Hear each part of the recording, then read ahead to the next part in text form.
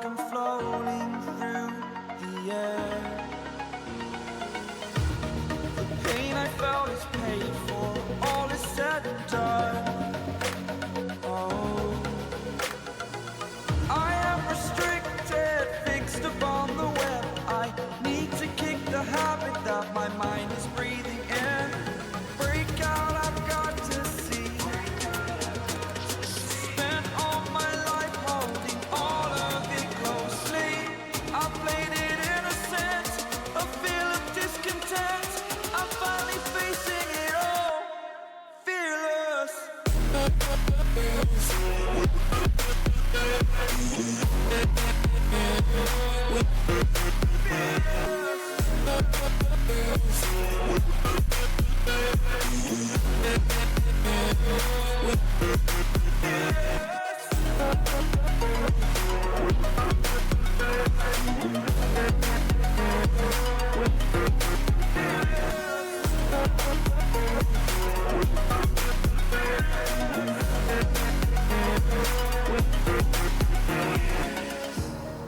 Burning the bridge that keeps us.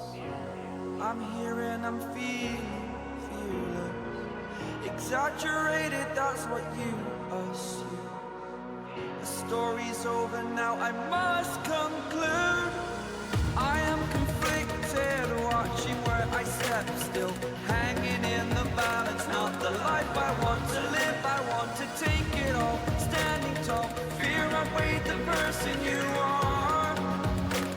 Oh, break out, I've got to see. Spent all my life holding all of it closely. I played it innocent, a feel of discontent. I'm finally facing it all, fearless.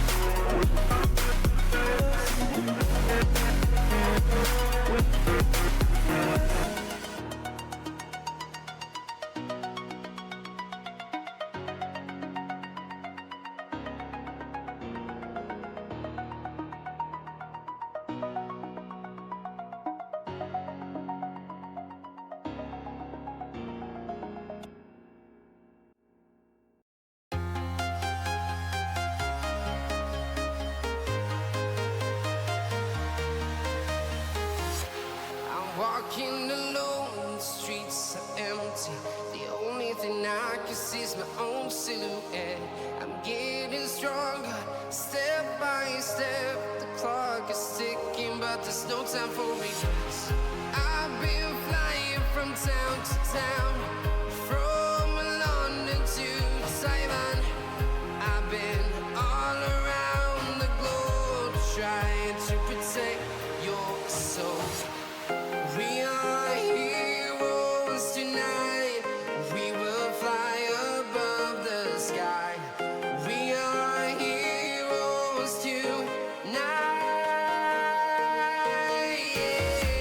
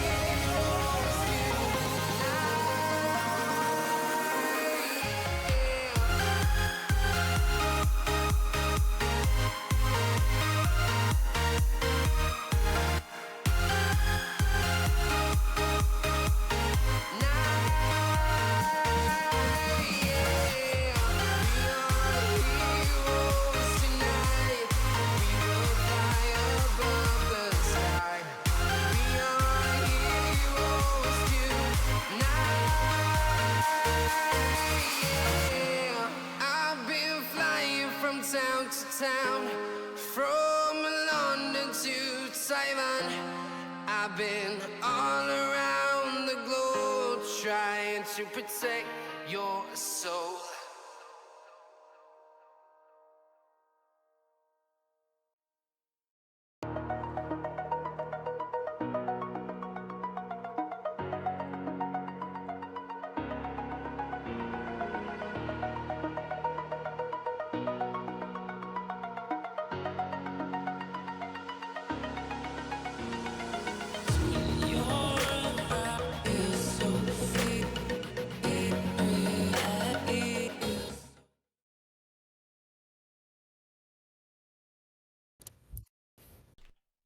Alrighty, ladies and gentlemen, welcome to our first casted lower bracket game. We got B.E.A, not too sure what that stands for, up against Dino Rawrs, and we are thrown ahead right into the draft phase. A lot of unfamiliar players here, as we have not seen any of these guys play before. Us casters, you guys might have scrimmed them here and there. You probably know more than us.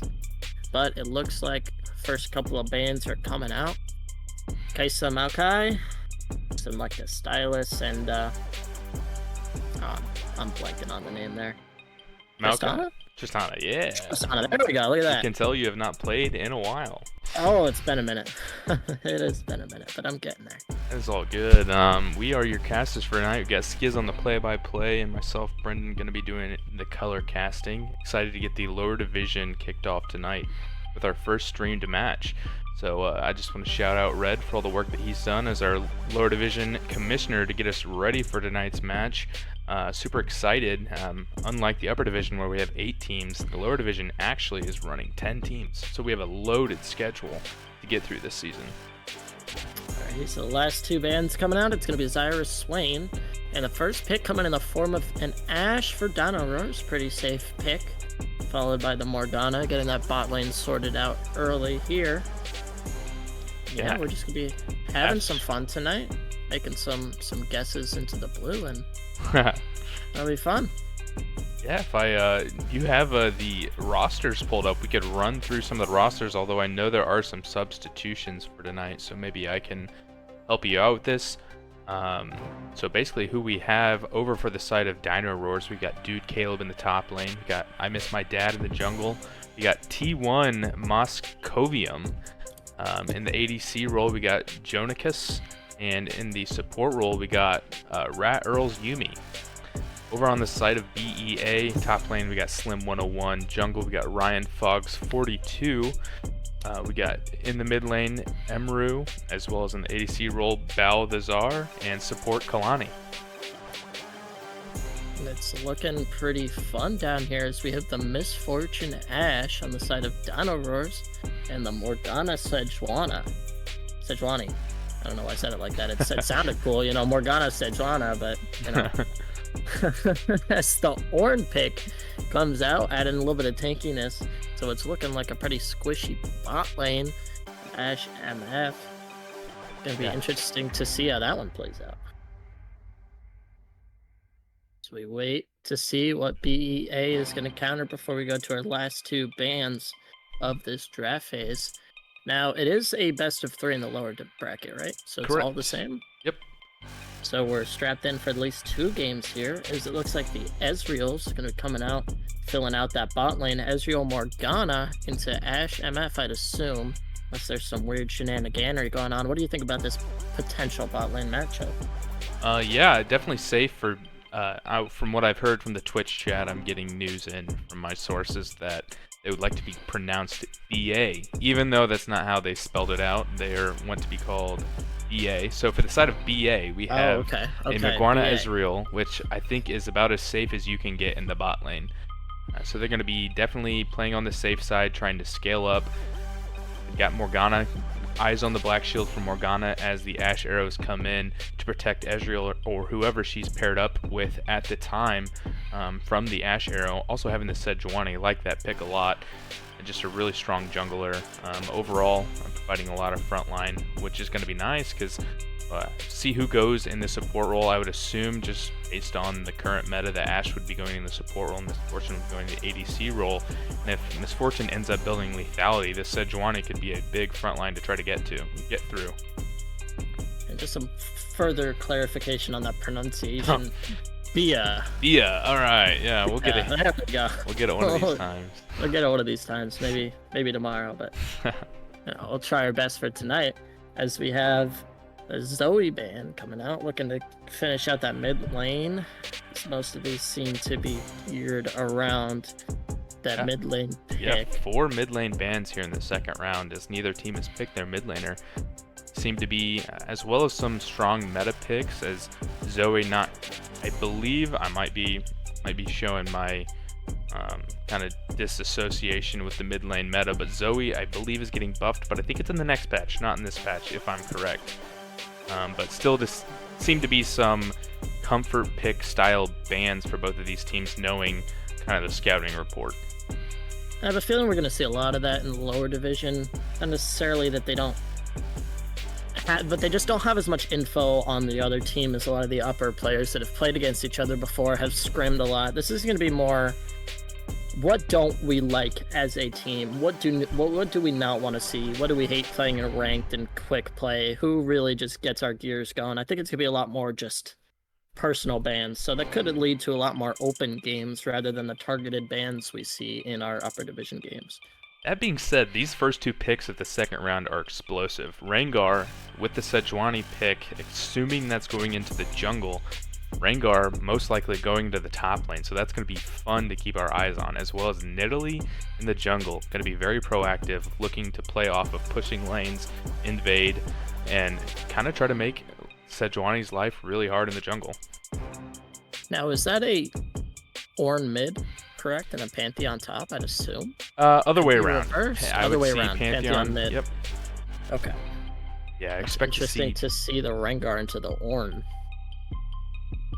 And that's a Pantheon into the Vex in mid. Pretty standard mid lane there for the Vex. Adds a good bit of range for a team that doesn't have too much front line outside of the Sejuani. As we are done with the draft phase, and yeah, as we take a look, I really like the Vex pick into the Pantheon, with the Pantheon having the dash on top, and then Vex having the automatic W to fear Pantheon as they come in, can make trades very favorable for the Vex, as well as just a lot of long range pick potential as well, with a Morgana, a Sejuani, and a Vex. Going to be looking to isolate targets and burst them down quickly. burst them down quickly. I'm sure we will see, as this is going to be an interesting way to hop into our first game. Not too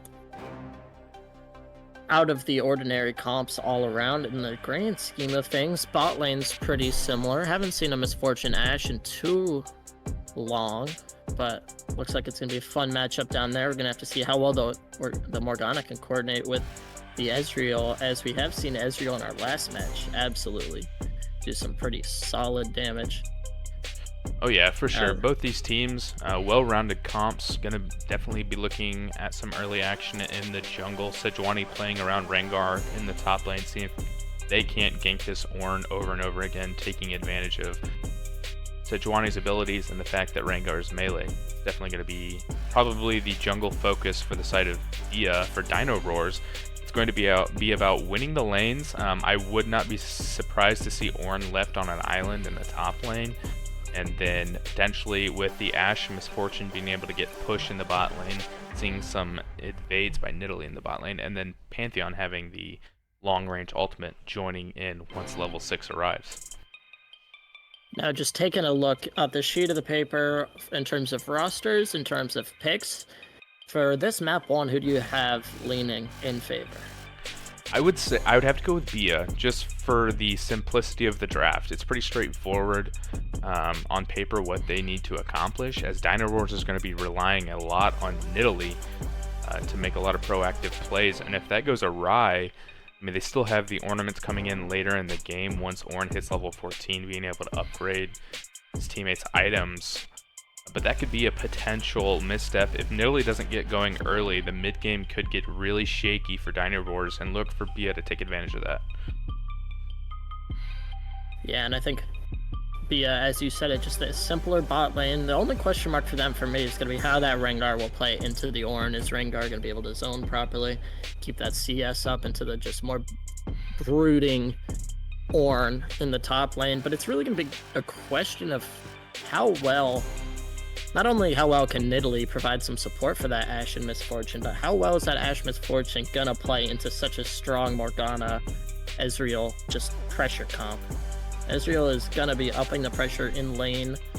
And again, Misfortune could just sit back and relax a little bit.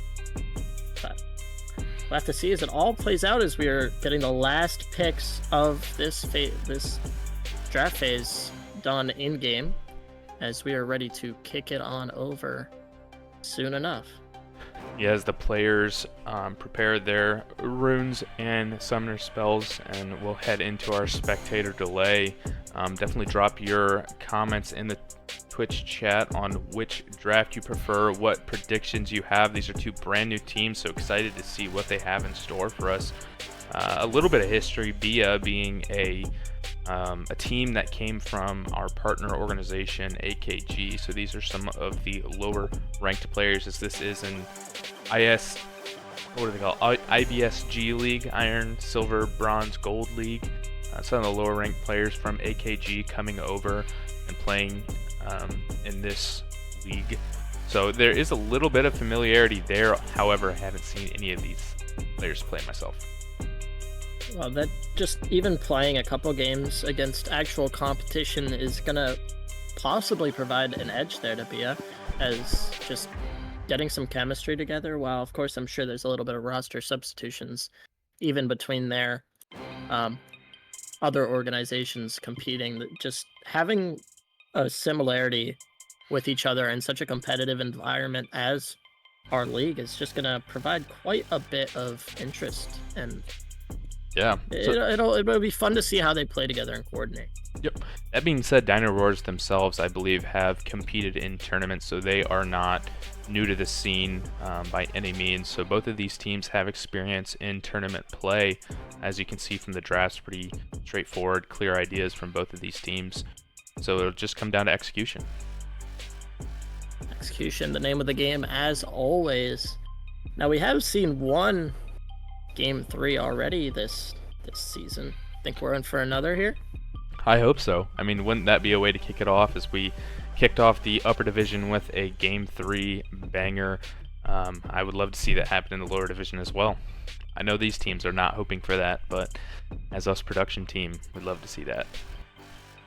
Yeah, you do always love, as a team, to get it wrapped up with the clean 2-0. But for the entertainment value, it's always great to have some nice, long, drawn-out fights back and forth. As you know, I'm really just excited to crack in the lower division. You know, we have had that just familiarity with our top players. It's good to see some new young guns, maybe some more underrated. Just because, you know, they don't play as many ranked games doesn't mean that the competition's not going to be as good as it is up top. And I'll be curious to see if any of these young guns can get their pens paged in for some awards as we start to look later into the season. This is where it all begins. Nothing but stories to be drawn out for the future. Sure, yeah, with that being said, let's go ahead and throw it to our promo video as the players load into the match.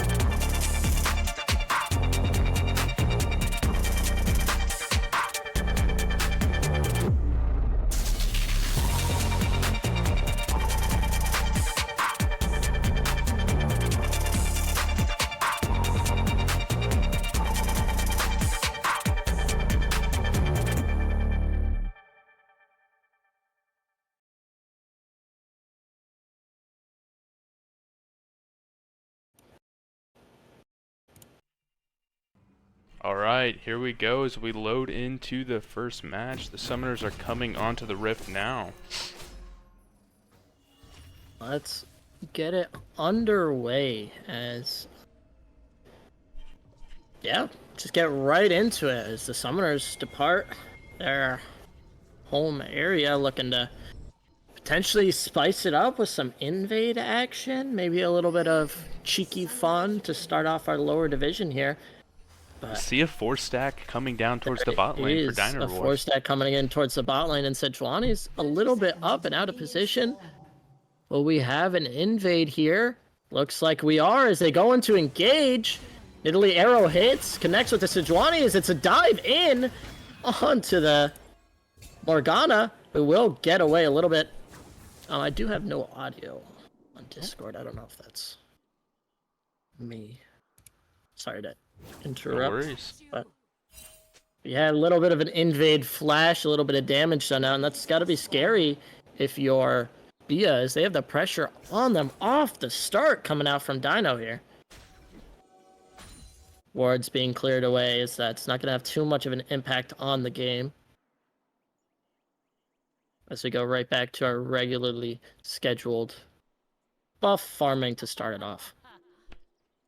Let me know if you can hear the audio. I still can on Discord. I don't know if it's me, though.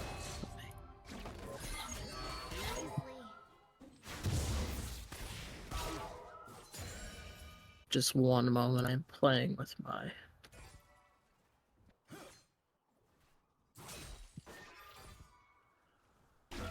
Yeah, no audio on the...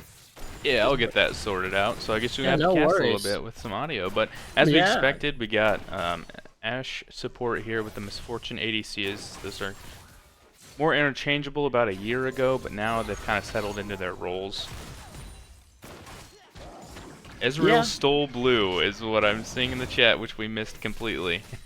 It's not going to be too weird, but we do have the blue on the Ezreal, as the Morgana is going to be taken down pretty heavily. This is going to set the jungler back immediately, quite heavily, as the Rengar is going to be doing what he knows best, jumping in and out of that bush. Some good poke coming out from the mid lane, as that blue buff, it could alter the just shape of this game completely, setting behind Sejuani by a huge margin, as we do have a little bit of a Italy attempt gank to sort of alleviate that pressure on the Pantheon from the Vex.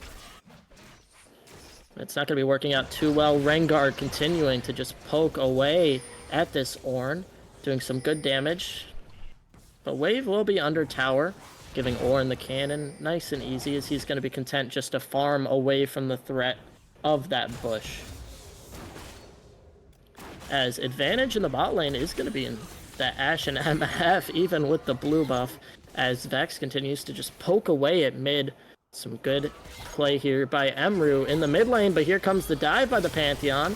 But I'm not too sure why he thought he had that, as the Ignite is going to be the end of him, as we have our first blood by Emru on the Vex. Might have a second one here, but they're going to hold off in the bot lane. Ornn continuing to push up. He has the XP advantage, but Rengar is just continuing to dip in and out with the hit and run tactics, doing some great damage. Just pokes away on the minions. Rengar is thinking about going in as Ornn continues to push back. Ornn might have to hit a back here, as he's in the danger zone from a potential Rengar burst down. Rengar Yes. continuing to just poke away. So hard for Ornn to step into this lane, is gonna want to try to get a ward over in that bush. I think he's got sitting on 2 wards right now. A ward in that bush may be really good as we play here. And we have a dive down onto the the Nidalee by the Sejuani, who gets the flash away, and it looks like it's going to be good. Potential kill here for the Pantheon, as it's going to end up going down to the Nidalee as Rengar decides to flash over the wall right into a trap. That's a good advantage for the Ornn in the top lane, who was struggling up to this point. Yeah, Nidalee able to get away there, because I don't know if you saw it, but Ryan Foggs, 42, jungler Sejuani, failed the flash on the Q, flashed in place there. So that was a ability for I Miss My Dad able to get out of that tricky situation and end up even turning it and getting a kill. Speaking of tricky situations, the 4-man is up from the bot lane and the mid lane, as well as jungler there, all looking to gank the Sejuani, and they're going to be successful setting up a potential dragon take here. Jungler, Pantheon, no, they're going to back away from it as Vex gets some more lane pressure. I'm not too sure. I guess they don't like the health on there. And no, they have Smite. Nidalee was a little low there. Again. They're definitely running this early game, so I don't think they're afraid of B.E.A taking that away from them. So might as well backspin their gold and get it back on the map and maintain the tempo. Yeah, no pressure for them as the damage is just coming out from the Vex in the mid lane. Mostly flipping this game on its head as we sort of saw the bot lanes looking in favor of... I'm sorry, not flipping it. I'm losing my mind already. Wow. As we right into this one. look across the board, we've got about a 20 CS lead for Rengar in the top lane as expected, as well as a 20 CS lead for Vex in the mid lane. So while Dino Rawrs has the 2 kills, B.E.A winning their lanes as far as the straight up lane-to-lane matchup in isolation in the CS department. Yeah, and the poke from this Ashe is just doing God's work here down in the bot lane as they're maintaining a good just poke away. But the CS difference not too great as we look as Nidalee clearing some wards, potentially thinking about a bot lane, is Rengar just keeping that CS up top, poking away, getting good damage. Mid lane looking really heavily in favor of the range play by the Vex, who's doing a great job at CSing as well as getting the kill on, I believe that was the Pantheon earlier. As I Miss My Dad here looking, but the control ward from the Vex will spot it out. Some more poke back and forth all across the lanes as Rengar continues. The gank here in the mid lane, not really going to accomplish much. Vex had the control ward, knew what was going on, and they're going to back away down into the jungle. Nidalee now looking at a potential gank on this Rengar if he decides to take it all the way up. No ward pressure in his own river for the Rengar. More poke coming out as B.E.A here is going to be pressured out as I Miss My Dad goes in on the Rengar, almost getting it. But Rengar is a little bit too high leveled and high health as there's a 2-level difference in the mid lane as it goes down to 1, but still a level, almost a whole level plus for Emru here as some shenaniganery is going to go down in the bot lane. Nothing going to come out of it as good foresight by the ward to back out. Got a DC there, so the team's maybe unaware that they are able to pause in that instance, as it looks like Ryan Fogg's, there it is. There we go. Got to pause. A little bit of connectivity issues for Ryan Fogg's. Well, it gives us a little bit of time to digest. What are you thinking about this game so far? Quite a way, a little bit of a early bit of skirmishing.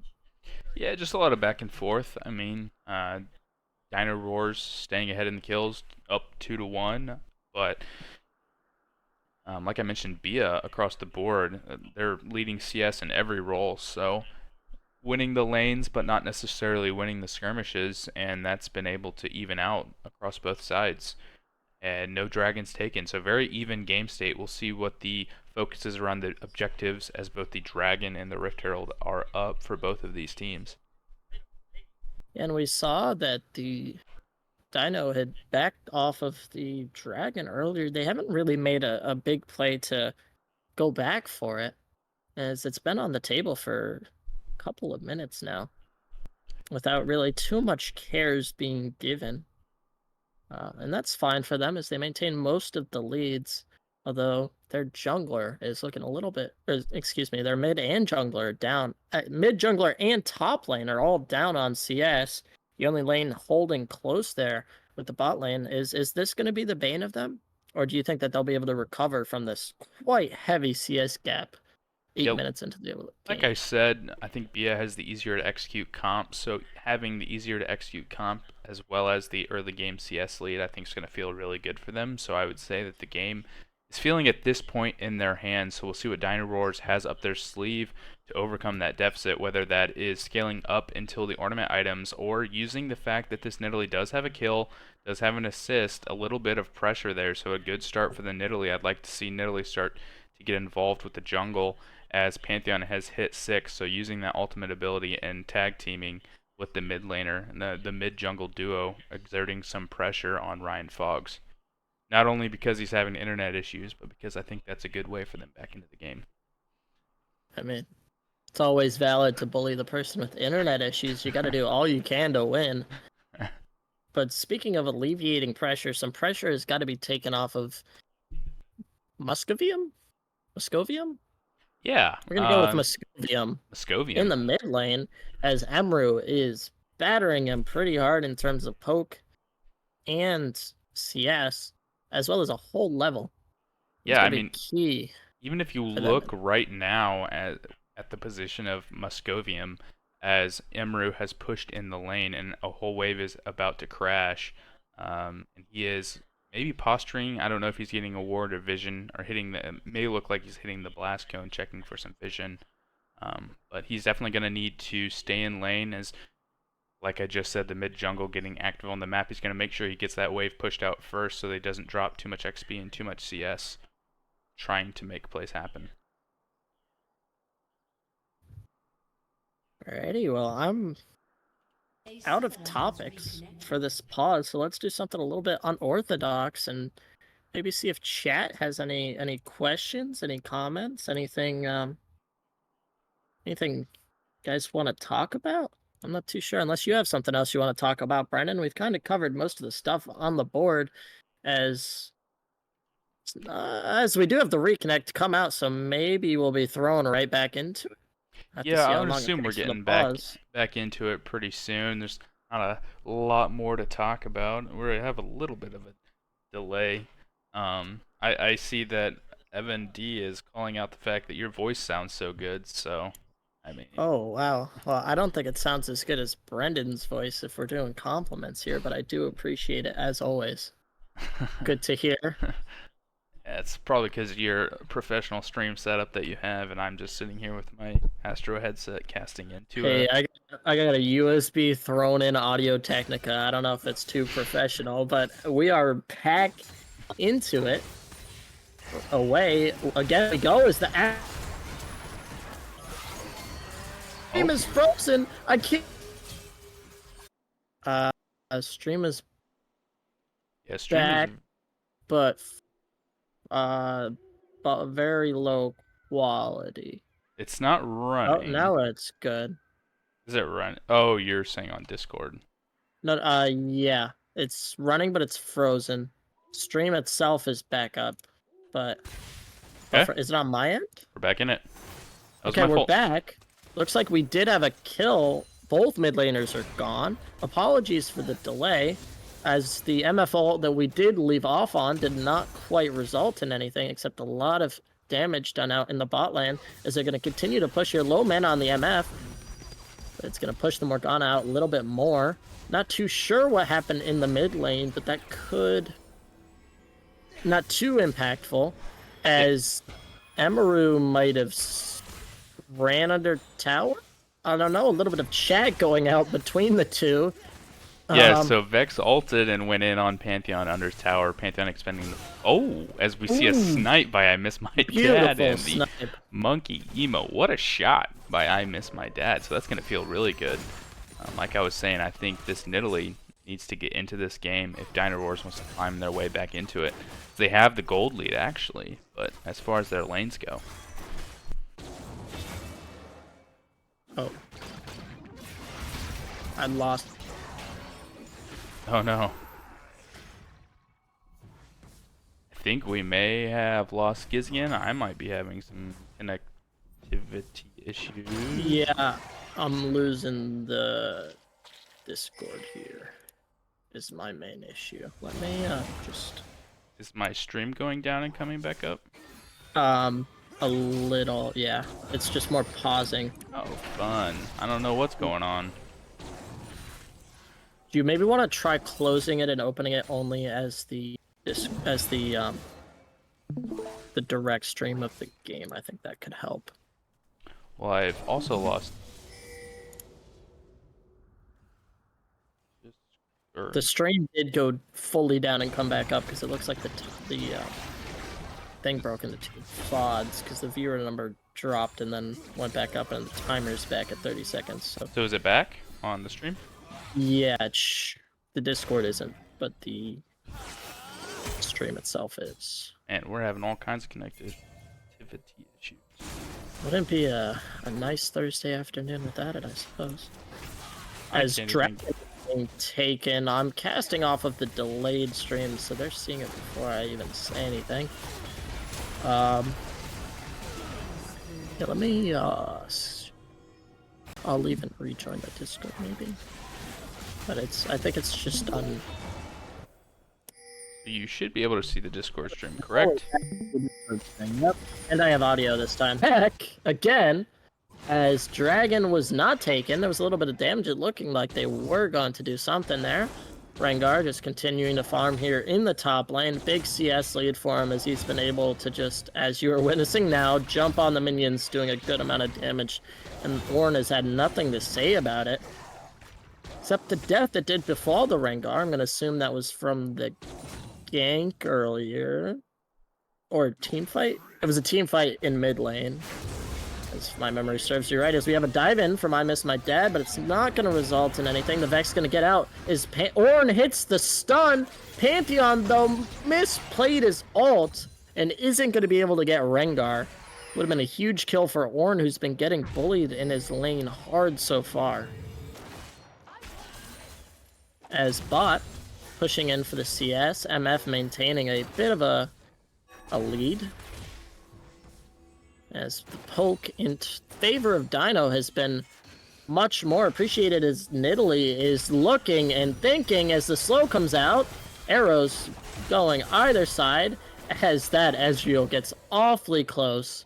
Heal coming out from him in return. Sejuani looking for a jump. She hits the wall. She hits the Nidalee pretty good over the wall.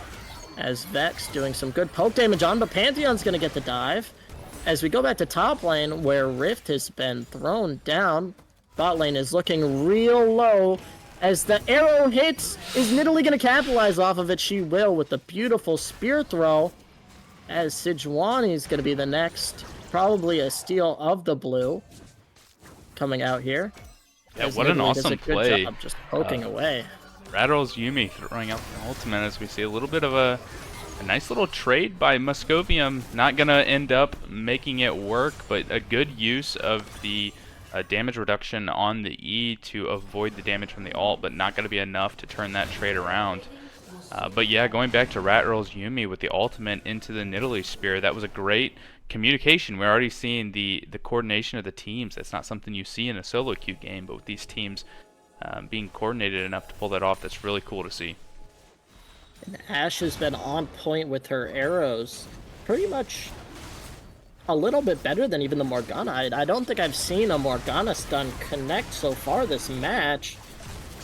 Just from what we've seen in between spectating, but those Ashe arrows making up for the lack of CC on the side of them compared to what the Morgana provides, as another one is lobbed up top, not quite gonna hit. Slim 101, who gets the steal on the blue, will pop his speed and just run away from the 4 members of Dino up in the top lane there. Ezreal with the interesting ult, not gonna connect. He's just trying to get some damage before MF backs out. Speaking of backing, he almost caught the Rengar on the back, but Nidalee checks the bush a little bit too late. Yeah, Slim barely getting away there. And the tempo of this game has largely changed a little bit.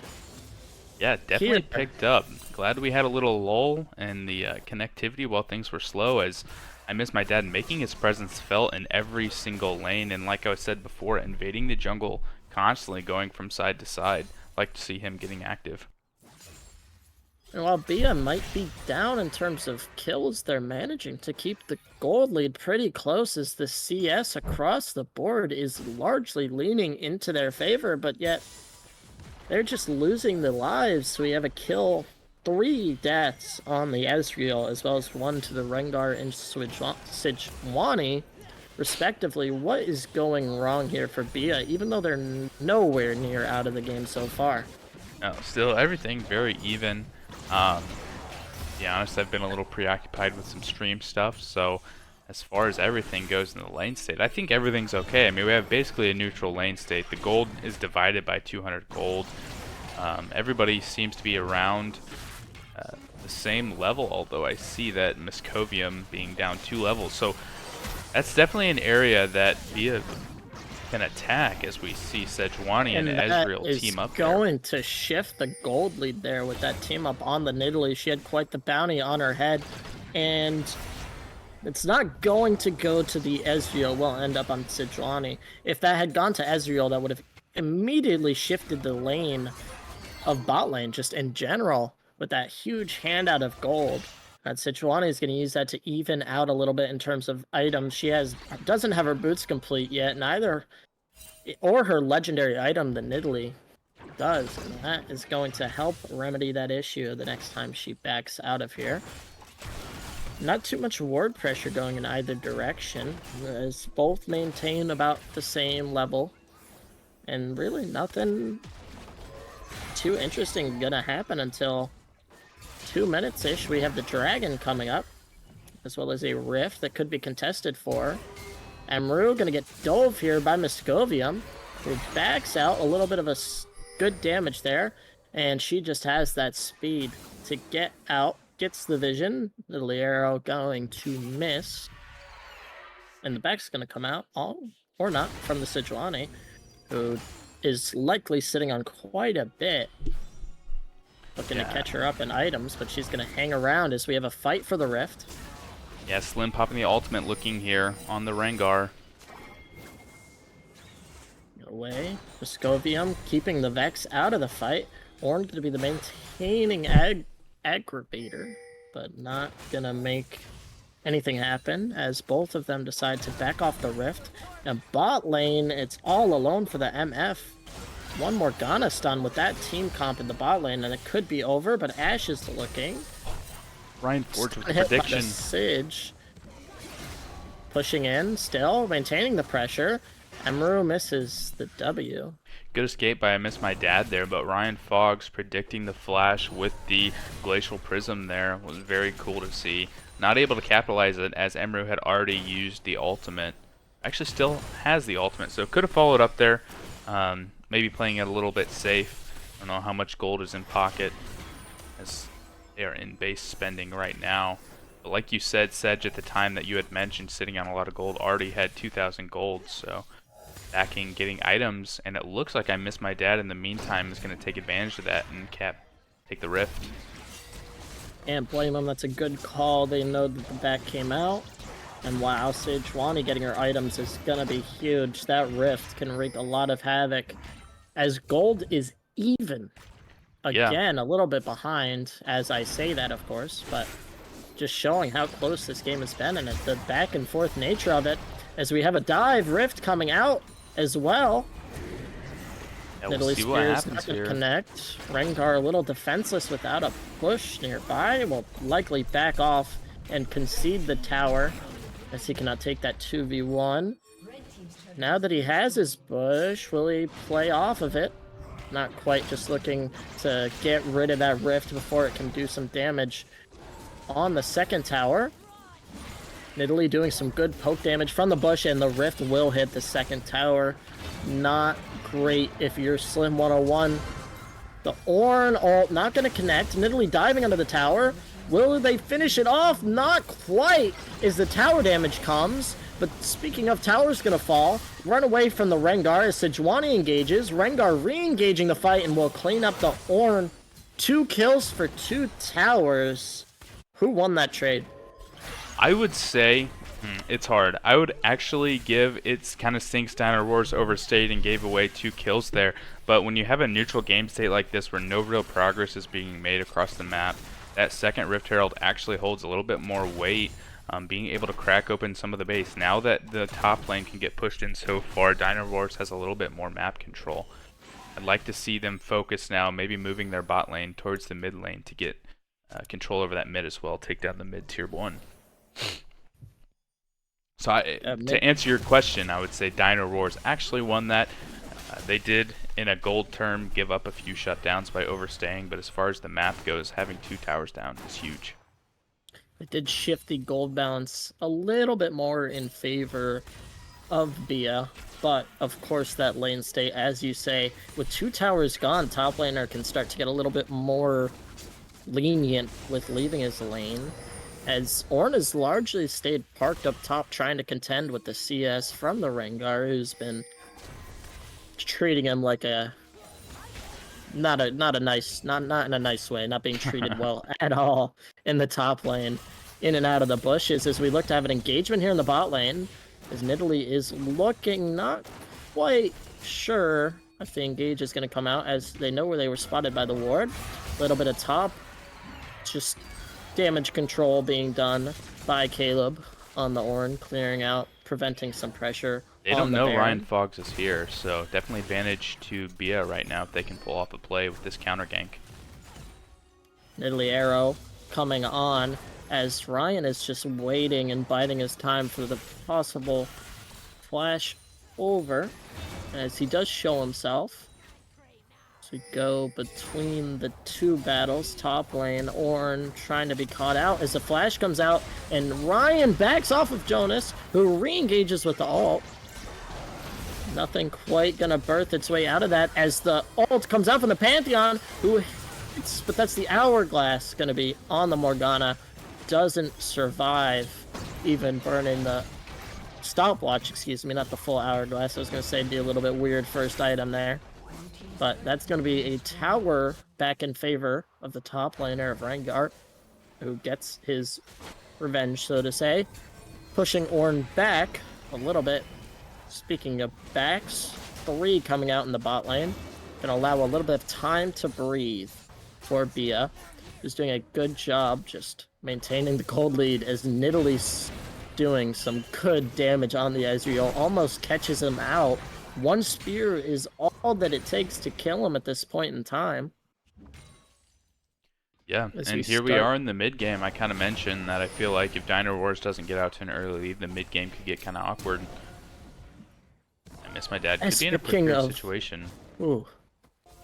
Yeah, he went for the... Did he burn flash there? He did, yeah. He did not flash. The Nidalee did not flash, but Balthazar did expend the flash. So we have a little bit of an engagement in the bot lane. We have a TP in by Rengar. The ultimate is popped. He's looking. Looks like they might be trying to hold some dragon control. 50 seconds for that. As the stun comes out, Nidalee spear hits. Dive in by the Nidalee, who gets out before getting hit by the Vex.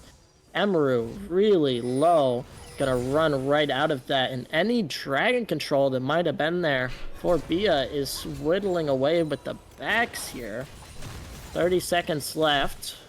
We'll have to see. Ward pressure is in favor with the 2 controls there of B.E.A, who seem content to back off a little bit, as dragons are even, and the teams have not been showing their hand too early in terms of being on top of the dragon. If anything, more fights have gone down over at the top for Rift, as I miss my dad looking to hit a spear. Ezreal also looking, as we do have a fight starting to develop for dragon, as all 5 players are here for B.E.A. Dude, Caleb has TP pushing that here. top lane. Good call on the TP. He can come down at any moment when the team starts to engage. Might want to make it soon, though, as Dragon is really being good pulled wards. out. You look at that ward on... Oh, he chooses to go the safe route to provide the front line. Good slow. Stun comes out. MF ult is going to hit. Dragon's health is low. Could see a potential steal, but I miss my dad. Gets the pill on the Ezreal. Emeru is going to fall down to the beautiful play by the MF, and Pantheon picks up Sejuani, and they're content to finish this Dragon off without chasing. That MF ult was absolutely massive, as well as a beautiful stun. Where did that engage go wrong? The engage From B.E.A. I think that the engage was on the side. Dino Rawrs had all the tools. They landed the perfect wombo combo, landing the Ash enchanted crystal arrow, and then Ornn following up with the Ornn horn, being able to keep all those members right on top of that misfortune ult. Just perfectly executed by Dino Rawrs, and maybe a little bit of an extension by B.E.A. A little bit, and that extension just shows you how fast these fights can turn in a blink of an eye. The Ash arrow caught out, I believe it was it Rengar or Sijuan that got caught by the Ash arrow? I'm not too sure. I believe Either it was way, the Rengars, one of the lower health members, and it just stuck them right in the middle of that bullet time for the full extension. And they couldn't do anything about it. and taking out that Rengar also prevents the dive chance onto any of the backlines, or just even the frontlining potential by the Rengar. Either or, that's removing one of their best and highest CS lead players, as for the first time this game, mid jungle and bot lane for the side of Dino has gotten away with that CS lead. Of course, the gold lead dominatingly, 4,000 leaning in their favor, as a potential Baron setup could be what it takes to turn it. Do you think that it's smart for B.E.A here to engage another fight quickly, or do they want to take some time and try to get their CS leads back? No, it's less about the CS lead and more using the comp that they drafted for. So they have a good pick comp. I think, not Wow. getting hit for free Yeah. by Nidalee arrows as well is a good start. Those ones hurt. Emru might be a little overextended here. The Ash arrow comes out. Ash arrow and the MF ult, as we have seen before, we see it again. Collector eating away. As we get some mid pressure here. And yeah, they just really have not had the chance to execute with the Ezreal, who's been largely zoned out by Dino here. He hasn't been able to do that damage. Morgana has not been hitting her stuns nearly as efficiently as, speaking of Ezreal, he gets caught out all alone. Morgana at half health from the one Nidalee spear. She has not been missing those whatsoever. No, just had great setup from the team, like I mentioned in drafts, just using all of her teammates and the utility that they provide. And they can lock the members down, and then Nidalee can just provide the damage with the spears. As we maintain a little bit of a tranquil period here. Zone pushing all around, some ward clearing, as a potential setup for Baron could end this game from Dino if they get that Baron and the stun across the map to put Rengar down. Rat Earl's Yumi right now is not missing. And Emru getting dove by MF Ashe. These two are wreaking havoc across the board. Standout play from these bot laners. Wowee. Yeah, right now this mid game is being controlled by Rat Earl's Yumi, as it doesn't show up on the map. Anytime that Enchanted Crystal arrow is up, they are making a play, and it's resulting in a kill every single time. I honestly do not think I've seen an arrow miss once. I don't know if he has missed. There he goes again, as I talk about it. Oh, I miss my dad. Does miss the jump over the wall, unfortunately. But there again, Rat Earl's Yumi.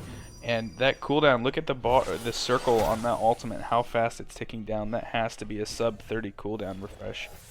That is insane for such a just beautifully played ult here, and nothing really to answer. There's been no dive pressure on the Ashe. Rengar, as we saw, got shut down early, couldn't get anything in, and they just really have nothing to get behind there. Nidalee is able to just hit those shots, and Ezreal is not having a good game. 0-6-1. Not looking too good for the bot laner, just absolutely pressured by this comp. I have a feeling we'll be seeing an Ashe ban going into game 2. Yeah, definitely both.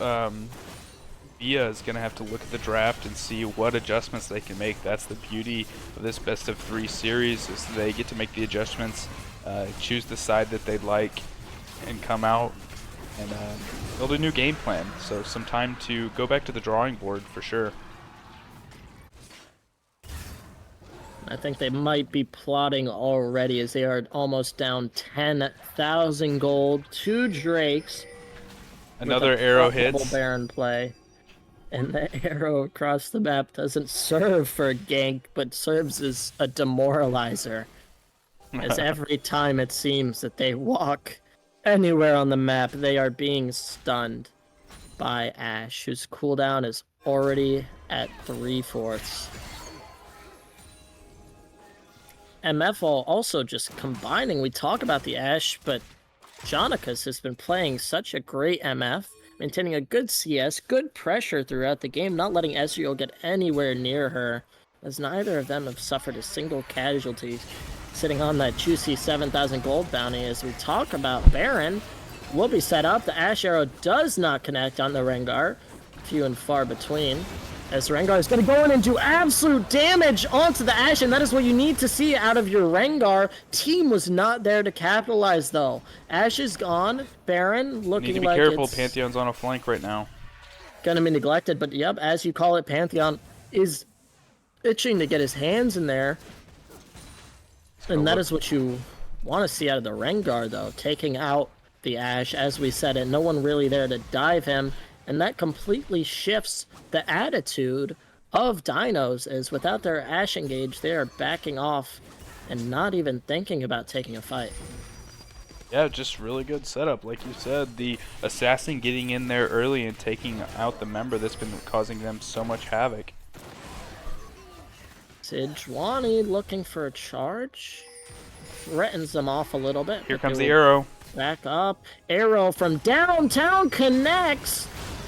Not quite. Oh, yep. I take that back. They are going to be able to capitalize off of it very quickly with the damage from those Nidalee spears that do not miss over the wall, around the bridge, from the sky. It seems these Nidalee arrows coming and hitting, as they get some good damage on the bottom tower. Top wave also gonna, looks like, take down that top tower. I can't quite tell as another Ashe arrow hits the spell shield, as top tower is gonna go down. Rengar getting in and chased out by the pressure. Just the absolute damage that Nidalee does.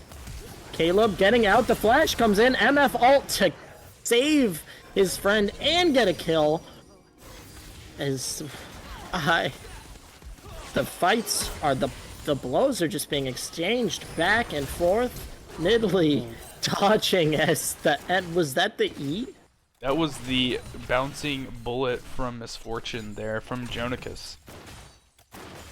It does about 3/4 of the health. The rest finished off by Ashe, as the damage just too much. Yeah, you got a 4-item lethality Misfortune plus the Collector. Any of these squishies that get in range of a Q auto or auto Q auto are going to be dead instantly. It looks like we're going to have a Baron setup come out. Will it be started here? The pressure and rebuttal is going to come out from B.E.A. No Pantheon right now, so B.E.A could look. However, Pantheon looking to shove that top lane, though. Could almost be more beneficial, but he's dove by the Rengar. Damage coming out back and forth as Baron will be completed. And Pantheon puts Rengar in his place. And that top... looks like they are going to be able to pick up more of a scum here. So, they do end up trading the Baron for some relief split put pressure. We'll see if that is going to be enough to hold off the base. As Dino Rawrs is going to be looking to push into the base with the Baron here. Siege and get at least 2 of these towers and end dibs. That kill is very helpful, though. It does slow down the push, as they're not going to want to slam it too far up, as Emru needs to back. The arrow comes out, hits Nidalee's spear, hits, but it's not quite enough damage on the Morgana, who gets away. Ashe not going to hit, but the Horn finishes the job. and they almost don't even need to engage to get a kill. They just poke from such a distance. It is almost I think that's unable been the to counter. difference in the game, is just the Oh my. the pick game plan for Dino Rawrs has been, the execution has been superior. Can we also just take a second to talk about the split push pressure that they have exerted between the Ornn and the Pantheon, each doing their part to get bot and top respectively pushed up to the point it needs to be, leaving room for just some just space. Space has been created and they have not put it to waste, using that space to engage these fights beautifully, as it does look like Caleb will get a bit of a scare. Not gonna fall in the end as he backs away respectively, but that is Inhibitor in the bottom lane, and a kill. Ash Arrow comes out a little bit too late as Jonica. I don't think Balthazar knew what he was signing up for when he E'd into that almost full build. Actually, as I say that, a completely full build misfortune that Jonicus has. She's not. I think she could 1v1 nearly anyone with that lethality damage. Rengar might be able to get the best of her if dove in properly, but Bloodthirster's gonna put the cap on that build, and she will be doing too much damage to take, especially as an Ezreal who is down 7 lives as the arrow connects on the Sejuani. Almost no real rhyme or reason for that arrow, other than just a little bit of BM, if anything. A little bit of poke damage, as they're just content to push the waves up. Not too bothered about really anything. They get one pick in the fight, and this could be game here. It looks like they're just setting up to push in. I believe their Baron is it's up now, so but they do have the 3 inhibitors open, so they're getting double supers into the base. They're gonna look to end here. No objectives really up, so they can just sit here and starve out B.E.A until the game is over. There goes the Sejuani Glacial Prism wide. The Ash Arrow does miss. Few and far between as Nidalee looks to dive in on Ezreal, gonna back out respectively. Ornn doing some good zoning with his ult as they're content to just hit towers and get those out of the way for this final team fight. Emru sort of paving the way, trying to get some poke damage. Misses his MF ult, just deletes the health bar. And speaking of deleted health bars, everything red is being deleted from this game, as game 1 commandingly ended by a quadra kill of Jonicus. What a game. Yeah, I would say that I think we could say about the first 20 minutes of that game was pretty even until all of a sudden the team combo of Rawrs, Yuumi, and I Miss My Dad together, the Enchanted Crystal Arrow and the Nidalee Spears, just started picking off members one by one, and they got complete control over the map off of those picks. And the chat, can we just let's just the chat there, Team Dino talking in stream chat, talking in game chat. They are feeling themselves, they are feeling the hype, and we'll have to see if maybe a little bit of humbling comes through towards the end. Yeah, with that being said, talk also being, yeah, we'll have to revisit that. We'll have to revisit that. Discord. That being said, let's throw it to a break as we get the teams ready and set for game 2.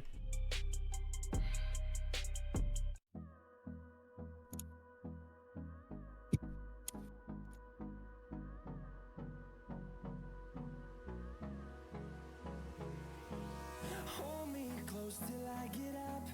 Time is barely on our side.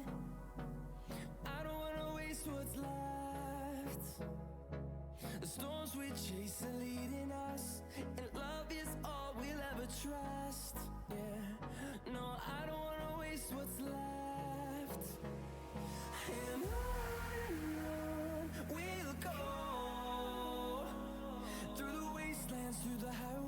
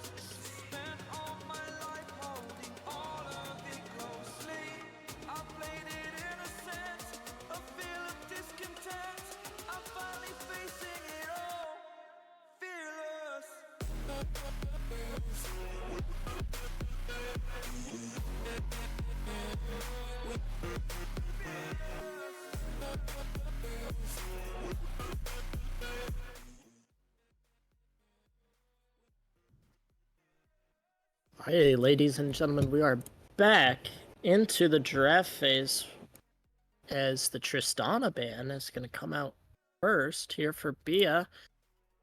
Not too concerned about getting the Ashe and MF off the table. More worried about Tristana. Seems to be the biggest thorn in that team's side, as Morgana coming out from Dino.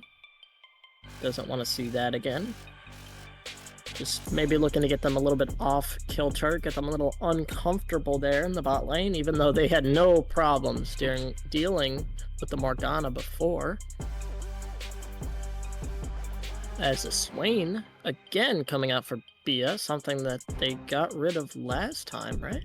I believe so. Yeah, so far, no switch up in the bans for either side. Oh, Kaisa. Nope, that's a Kaisa, not a Morgana. I'm stupid. I realized I just talked about Morgana being banned. They look...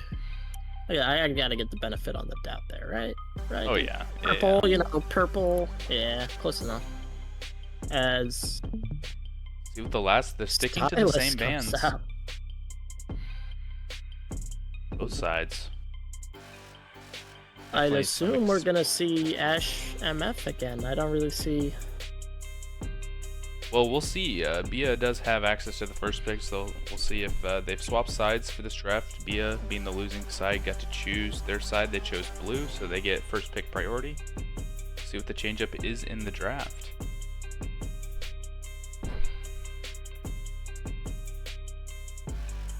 As Nico is gonna come out.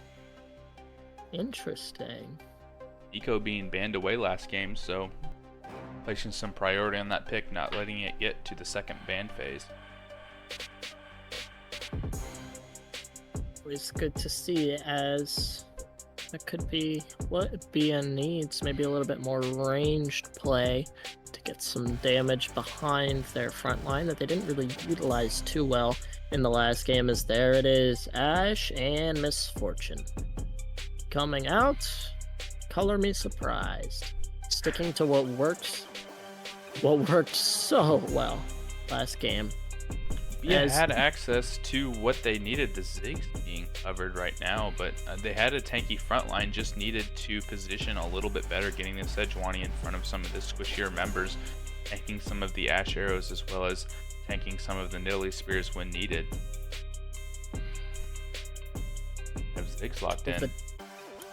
Oh, sorry, you got a little cut off there. But the potential coming out from the dive, as we saw, there was one case where Rengar got in and did work in the back line, picking off the Ashe, but it just didn't really come to fruition as the team wasn't there to capitalize. We could see B.E.A try to counter with that, get a little bit more dive in their composition, as they did elect to take the Sejuani again. If they're going to use her properly, they need to provide some frontline for the Ziggs to do some damage. Yeah, I wonder where this Nico will go. Ziggs could go to the ADC role, Nico could go to the mid or support role, Ziggs could go mid as well. So flexibility in the draft for B.E.A, we'd like to see that. Could be what they need to answer that Ashe and Misfortune damages. We have a change up on Dino Roar, and it looks like Wukong to maybe mix up things in the top lane or jungle. Yeah. Either way. I'm not too sure where Wukong's being played recently. Normally in the jungle, but that is something really to keep in mind, is that the Wukong could go top, and they could be trying to fake out the Wukong in the jungle. I mean, the Nidalee worked out so well last time. Definitely gonna put a thought in the back of the mind for B.E.A as they're banning away. Do they really want to leave the Nidalee open again, as it was such a big power point for Dino Rawrs in game 1? Nidalee could still come out, as you said. Wukong could be a fake out for the top lane, and that would be for the jungle, excuse me, as it does not look like they are concerned on the side of B.E.A, just banning out those mid laners like they did last time. Zoe Syndra going to be gone, as well as Cass, and the last ban in our second ban phase here is going to be the Rise, as it goes back to Dino Rawrs. looking to see what they want to go for in the mid lane, since most of the bans have gone to just removing some of those possibilities for them. Yeah, I'd expect to see a mid lane pick here, like you're saying.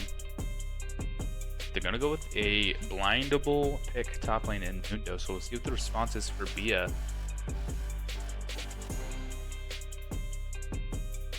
That's going to provide them some front line that they're currently lacking, while Wukong can build a little bit more tanky, not very likely, as Mundo will provide some damage sponging for the Ashen Misfortune to get their just wreak havoc as they did a little bit past the mid game. Fiora, this is an electric The pick. Fiora comes out, a potential for some interesting playmaking and just some good damage all around to counter the Mundo. Yeah, Fiora, Mundo's going to stack a lot of health, and Fiora's going to be able to do true damage. So a good matchup in the side lane. We'll see if Fiora, during the mid to late game, can get priority in the side lane and split push, put some pressure on Dino Rawrs and split them up around the map and make them feel like they're going to fight fire everywhere. And there's some shields as well.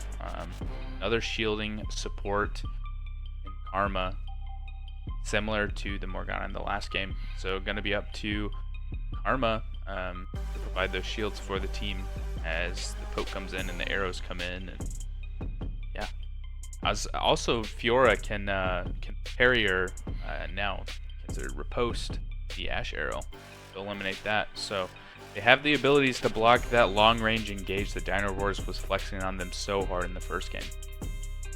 And she follows right behind that Sejuani and gets down and dirty. It could be some great damage potential as the Orianna comes out into the Nico. That's a good area ultimate, but what do you think about that Orianna-Nico matchup in the mid lane? I think Orianna's just going to try to survive, and then in the mid to late game, like I'm saying, Fiora's going to be trying to split push and apply pressure,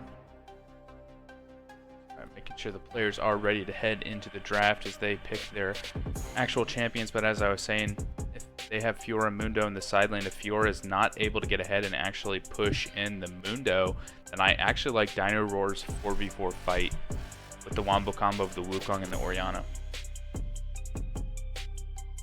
Yeah, given that edge, do you think that 4v4 is going to lead Dino Rawrs to the wing? Or do you think B.E.A is going to bring it to game 3? Who do we have penned in? Both you and chat. Put your guesses now.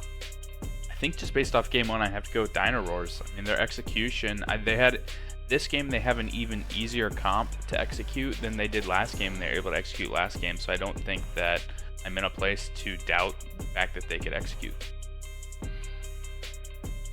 I do think that B.E.A showed a good bit of potential early in the game. We'll have to see if their team fighting comes out later to lead them to ahead. I do like that Fiora pick, and I think that she's really going to get some good split pushing pressure and damage done when she does end up hopping into a team fight, as well as the Ziggs could provide a little bit of a buffer zone to the Ash and the Misfortune with that knock up, as well as just the range damage. I'm going to go with B.E.A here. Okay. I think that they got what it takes, and I think that if they bring it out of the early game about as well as they did last time, then they will be able to get it done in the late game this time. Yeah, the game plan for B.E.A is definitely in the team fight realm, having Sejuani frontline for Ziggs and Nico, and Karma. They're going to be providing the poke damage as Dino Rawrs is looking for an engage.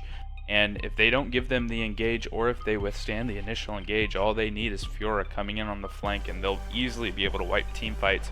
It's all going to be about the initial engage for Dino Rawrs and surviving that, and if they can, they have the turn. I think the turn has been shown to be so important. Of course, last game, the turn leading in favor of Misfortune every single time. But yeah, as we wait for the spectator delay to catch up here, are they in the... They are running through the second round of picks right now.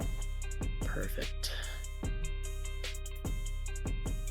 Yeah, so just want to shout at everybody who has been putting together the lower division. Like I said, we've got 10 teams. These are the first 2 teams when we've been able to showcase on stream as the week 1 is going to be combined this week and next week for the teams to get their week 1 games in. So if you're part of the lower division, get those games scheduled, get those matches in, and I'm excited to see how everything shapes out. Another thing to shout out just for /all production is the podcast that we do weekly. We'll have someone on always to talk about what is going on in the lower division as far as a week recap as well as a future week preview. We'll do power rankings as well. So definitely tune in for that. Keep your eyes out, as well as the VOD gets posted to our YouTube. So check it out there if you miss it. Same with all casting, correct? Those should be up on our YouTube as well, at least the VOD. VOD's also available here if you want to catch up on some more all amateur league action from the past couple of weeks. Now, we have been a little bit strapped for casters, always looking for more people to get into either production, casting, even just color commentating. Anyone willing or interested in joining us in the booth, of course, casting with the league favorite Brendan, as well as the league favorite Bredicus, the two OGs, the day oneers. If you want to end up in the booth with them, shell-shocked like I am, up here with legends, please apply in the Discord. Easy there, easy. But yeah, that being said, we've had actually posted something in the Discord today, got a lot of people reaching out, so excited to see what we have. We have some experience being brought to the table. Just the more games that we can get streamed and out to you guys, the better. That's kind of what makes a league like this so fun, is just being able to have your matches streamed in this competitive sense. What sets it apart from just a normal solo queue or clash match or anything like that.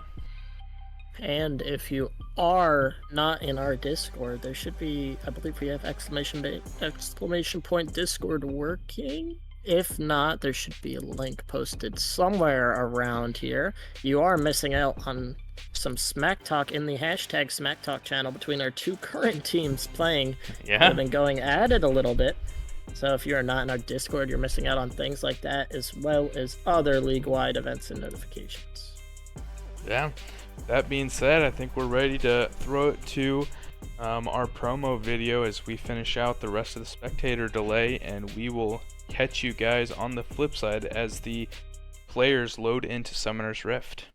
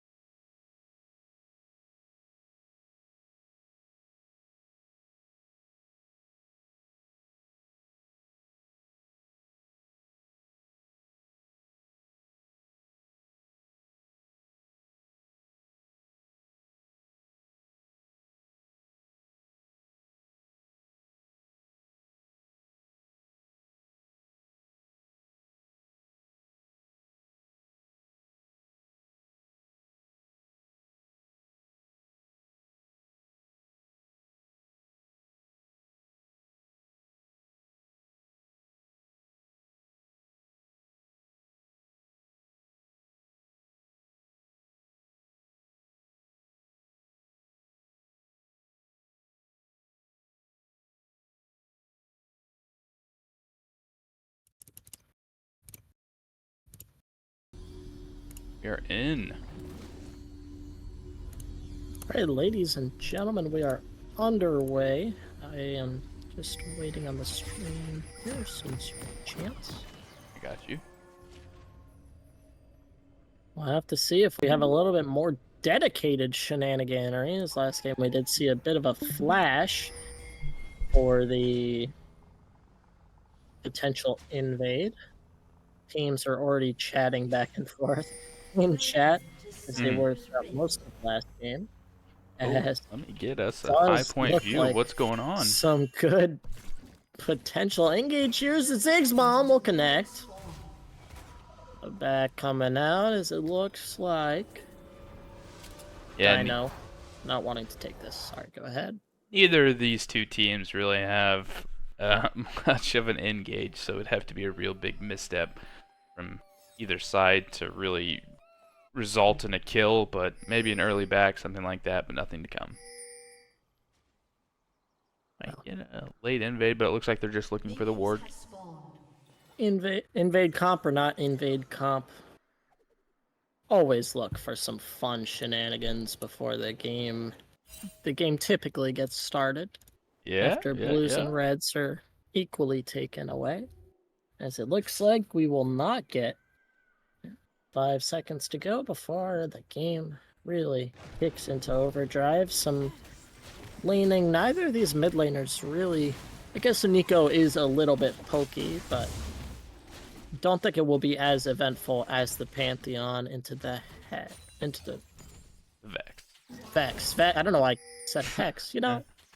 It could be a play on words. Who Later knows? in the day, the Vex, Hex, you know.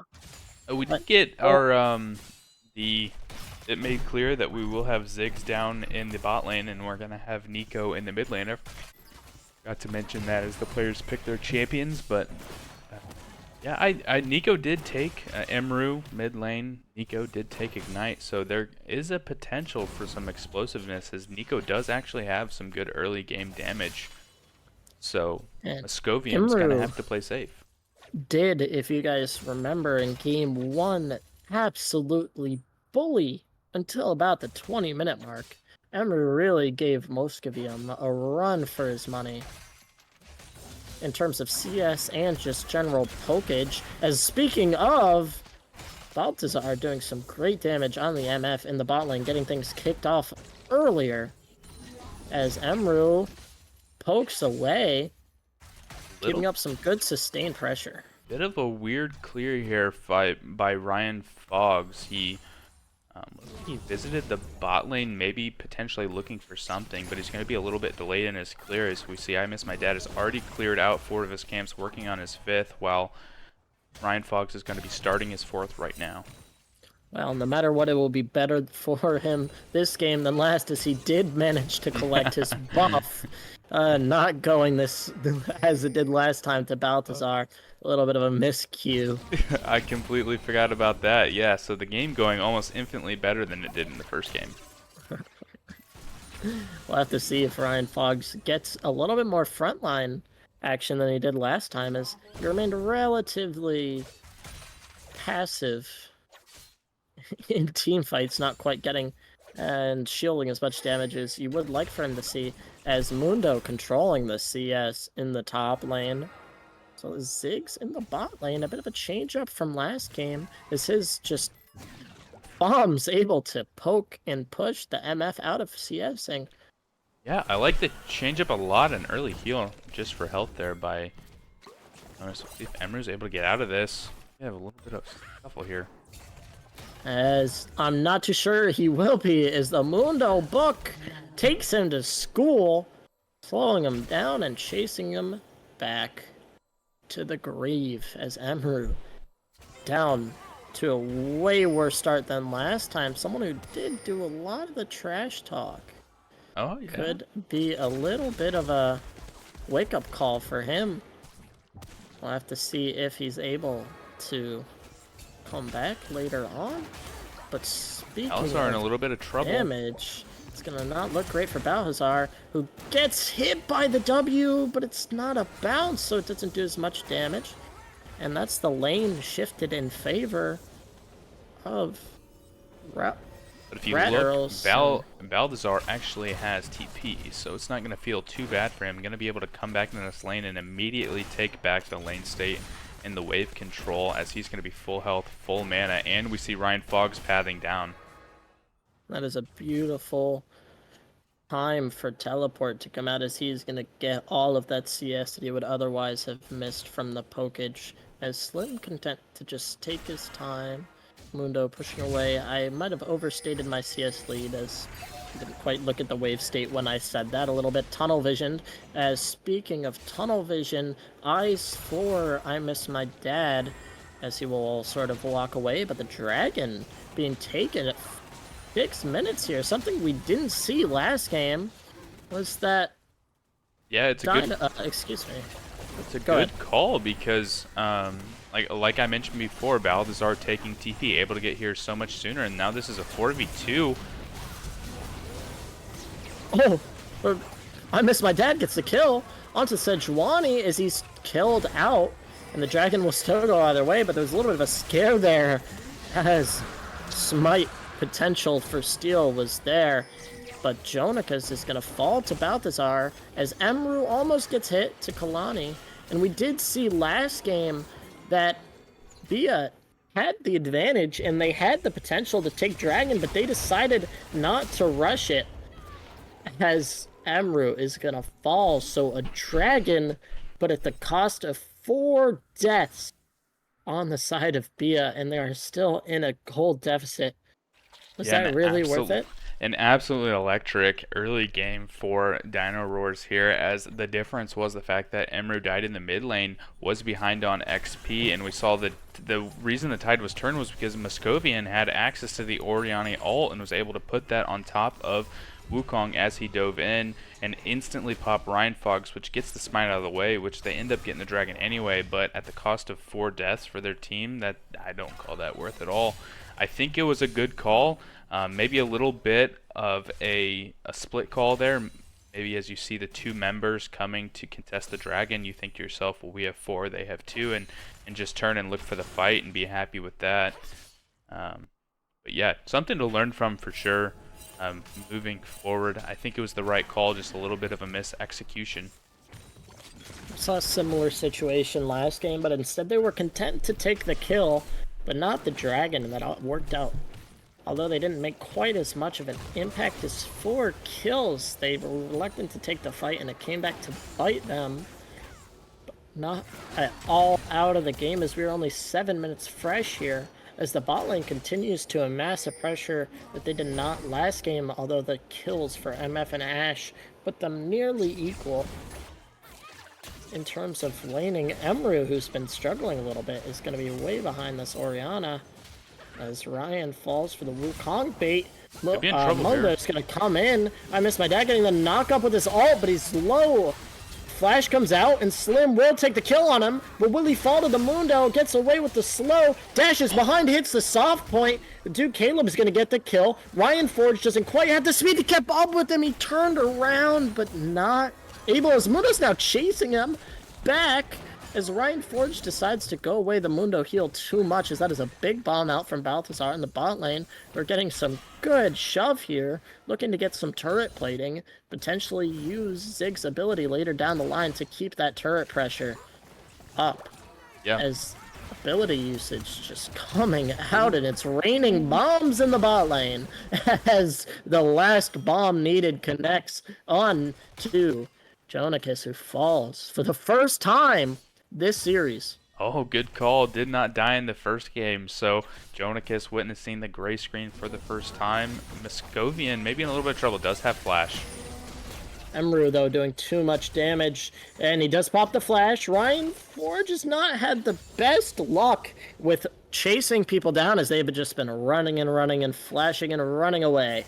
So we continue to see that here, as Slim goes in on dude Caleb, but isn't quite fast enough. The Mundo just routing out of any sort of danger that might bestow upon himself. Yeah, it may look like he's getting out of danger, but what's going on here is Slim is able to freeze this wave and just get a massive advantage right now on dude Caleb, as he really needs to get this wave crashed and get back to base, but Slim is not letting that happen, holding him here for long. Might have to call the jungler up to get this wave fixed. And it does look like it might be... Never mind. Wukong's going to be going back down as this wave state in such good favor of Slim, as you said. But Wukong content to take his crab as he comes up to fix it. As you said, a good call from the team here to sort these things out. Dips in, gets the invisibility, and they're going to be pushing this onto the wave in order to let Caleb back. But the rift comes out, excuse me, not going to let him back as they're going to get 2 plating here. Good bit of money for the pair as they continue to push. Slim content to just slowly get his CS out of here and push the wave through. As we do have a bit of a gank forming in the bot lane as... I miss my dad saves Slim. Caleb still looking, hits the axe, and the re-engage from Slim is what kills him as the book from Mundo does too much and slows, finishing him off in the top lane. That wow, he had such a good wave state there. Where did it really fall apart? Yeah, as the jungler came up, you know, you built yourself about, I would say, about a 10 to 15 CS lead, freezing that wave there, but then maybe getting a little bit greedy and not knowing when to call it off. Once the jungler comes up and spends the time, as you can see, B.E.A is going to take advantage of I Miss My Dad having to spend that time top, and they're going to pick up the dragon here. Potentially. Maybe I spoke too soon. You might have. There's a bit of a coalition forming on the side of Dinos as they're doing some good poke, but nothing quite. No flash there as I Miss My Dad's a bit too slow to the party, but a huge MFO is going to pick up 2 assists on the Orianna, who finishes him off. Balthazar has no escape, and he is going to fall. Another dragon for another 3 kills. They are not winning the fights here, managing to claw out with 2 drakes. Yeah, maybe if Slim could have held off I Miss My Dad atop a little bit longer, not getting as greedy, hunting for the kill on Dude Caleb, but maybe just trying to waste more time from I Miss My Dad. They could have got that and got out, but either way, they do get the drag. We'll see if that ends up paying for the amount of gold that they had to give up to get it. Not too sure if it will. If you also take a look at this plate pressure that they are handing here, that's a plate in the bot lane as well as a plate in the mid lane. Oh, excuse me. No, I Miss plate My in the Dad. lane, almost. On a flank here. I don't think he's going to get spotted by the controller. We'll see if they see him. They might see him and still elect to chase as the airborne Doesn't knock have up ult. back. Beautiful slow. The flash comes out. Balthazar throwing the bomb. Isn't going to connect as the flank comes. But I Miss My Dad going to back off. Doesn't quite think that he has this. Routing himself around. Stun comes out from the Karma. But the Ash arrow misses. But Balthazar can't quite get out of there as the Ash arrow misses. Few and far between. But there's enough there with 3 members of Dinos able to close down on the Ziggs. Slam continuing just to maintain his wave, looking to get... Yep, once Slim gets his mythic item, once he gets Sunder, this is going to be really hard for Dude Caleb up here, as once he hits these vitals, it's just going to feel really bad. So this is going to be B.E.A.'s win con right here, is the split push in the top lane, and how much can Slim get done in the 1v1 as well as the 1v2, wasting as much of I Miss My Dad's time as he can. Let's just talk about the mid lane for a little bit. What a flip on its head from last time, as Moscovium took those words to heart and has come back with a vengeance, shutting down Emru to 30 CS less, as well as 3 kills in the other direction. Just some good recovery play by Moscovium, as this game has largely been flipped on its head. Yeah, for sure. Last game we saw Vex getting the early kill as well as CS lead, and like you said, the script has been flipped. Not overall, as Dinos continue their Wrath of Gold lead. 5,000 in the bank for them. So they look to just continue this pressure, taking their time, and just playing those bounties nice and safe. Close to the chest as well. As Caleb continues to force it back here. Will the item be up for Fiora? Could shift the tide here. Not quite. No, he's back in lane without an item. Bit of an interesting back, doesn't find himself in the right position to stay until he had enough. As Balthazar continues his push. Plating has gone down. He will not be getting the bonus gold. No flash on Muscovian here. Needs to be careful. He doesn't know that Ryan Forge is right behind him, but he gets the kill anyway. Yeah, Will just he be able to chooses. make it out here? No flash, gets slowed. Gets the speed out. Yeah, Beautiful great. play. Great knowledge by Muscovian, just knowing to turn. If he turns the damage onto Emru and takes Nico out immediately, there's no damage to follow up on Ryan Fogg's flank there, even though Oriana did not have flash. I miss my dad doing a little bit of chasing and is going to be rewarded with a blue for it, it seems. Sejuani is lurking in the mid lane, clearing the wave, and it looks like that will be blue steal in his favor. And Sejuani is going to start to close in here. Do they know that Ashe is in the bush? The slow comes out, and the dive, arrow hits. She's stunned. Slim, real low HP, getting the ult off on I Miss My Dad, but it's not quite going to be enough. Yumi running, hits the slow on Emru, will lose his life, but will Emru get out? Caleb going to be doing a good amount of damage. I Miss My Dad stuck on a clone. As Caleb just closes down, misses the book. Is that enough? The root comes out from Emru, who paths, but another book comes crashing down on his head. Yeah, barely escaping there, choosing to go ahead. I think that if Slim would have got the riposte on the initial Ashe arrow and Wukong knockup, that could have looked a lot different. But that being said, with the attention top, Balthazar taking advantage and getting the bot tower. So that's going to feel good, but this mid lane gap is going to feel really hard to overcome for B.E.A. Well, we saw B.E.A last game struggling to take these towers in any lane, regardless as the bot lane, so maybe that Zig's ability will be enough to sort of, not going to do too much. Of course, you have to get the tower down to start with, but it does provide just that little bit of extra assistance as the dragon looks like it will be taken here. This is worth the steal, but not going to happen. Excuse me, Dino gets the dragon. Dino going to stop this. Oh, Ashe arrow, Yumi. That's a dive in. No Kalani's ultimate looking for real I Miss low. My Dead yet. He's content to keep pushing. Will he hit the... He will hit the blast cone. He's searching. Kalani's in Okay. trouble. The ward is there. They know. Kalani flashes. No, excuse me. I Miss My Dad flashing. Kalani gonna get away with no sweat. Slim down a level in the top lane. Looking as his item now. Will have good damage on the Mundo, who has been stacking passives. Yeah, but onto with all his that's shield. happened in the past 5 minutes in the top lane, Slim has lost a lot of his lead, with Dude Caleb being able to pick up a couple kills and assists and getting an item plus 2 really good components for himself. We'll see if Ryan Forge can make anything happen.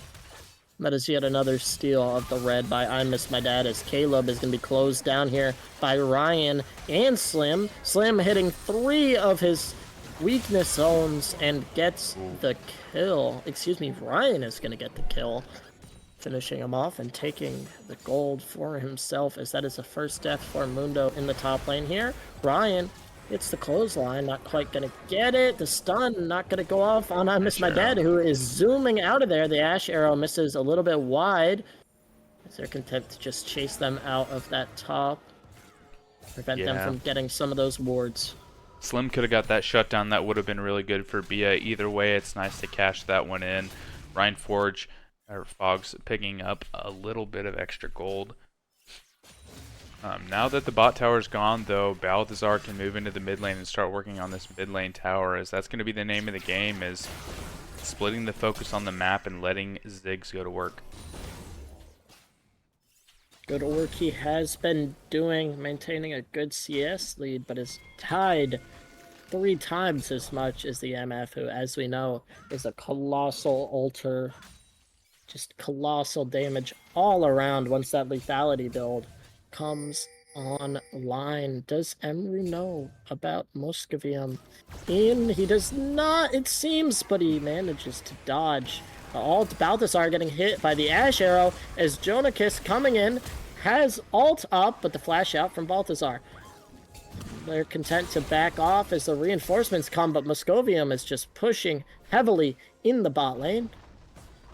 Yeah, Muscovium already having access to the Seraph's Embrace is going to feel so tanky here. He's about to pop a massive shield as I will see if Emerald senses that they are in trouble because a dive was coming and they escape it. He does know, warned by the Sejuani most likely, as this team of Dino starts to collapse around the bot lane. Ryan taking a little bit of damage from Rat Earls as it looks like they're Balthazar closing in the in area. around this tower. Oh. The stun comes out. Balthazar with a huge ult, but the flash gets him in the weaker range of it. I miss my dad diving in on Balthazar here as he's knocked up. 3 going to be collapsing on him as Emru is back. And Ryan Forge, will he come back? Sort of pathing weirdly away from it. The Ash Arrow comes out. MF ult will come out on Ryan Forge, and he's going to be at 1 HP. The flash, not enough to get him out of there. As I miss my dad being chased by Kalani, but manages to fake them out.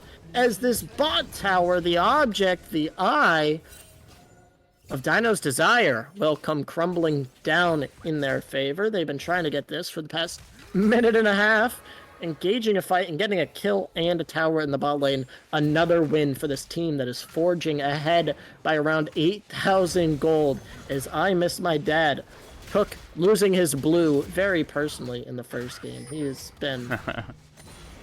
Excuse me, that was on the other side. It was Ryan Forge who lost his blue, but he was making sure that Ryan is blueless as much as possible. He's been invading, stealing, and possessing those buffs all to his own.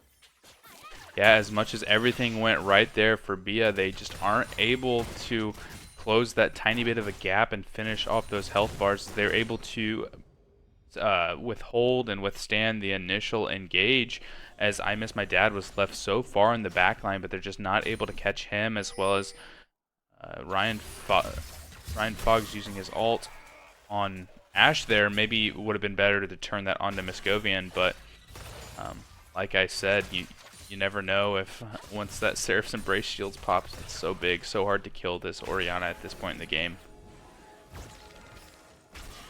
Orianna just absolutely eating up, as you said, as there looks to be a bit of engagement brewing around the dragon in the bot lane. That would have been an extra gold reward for the dragon, as Kalani's not going to be in a good state to engage this.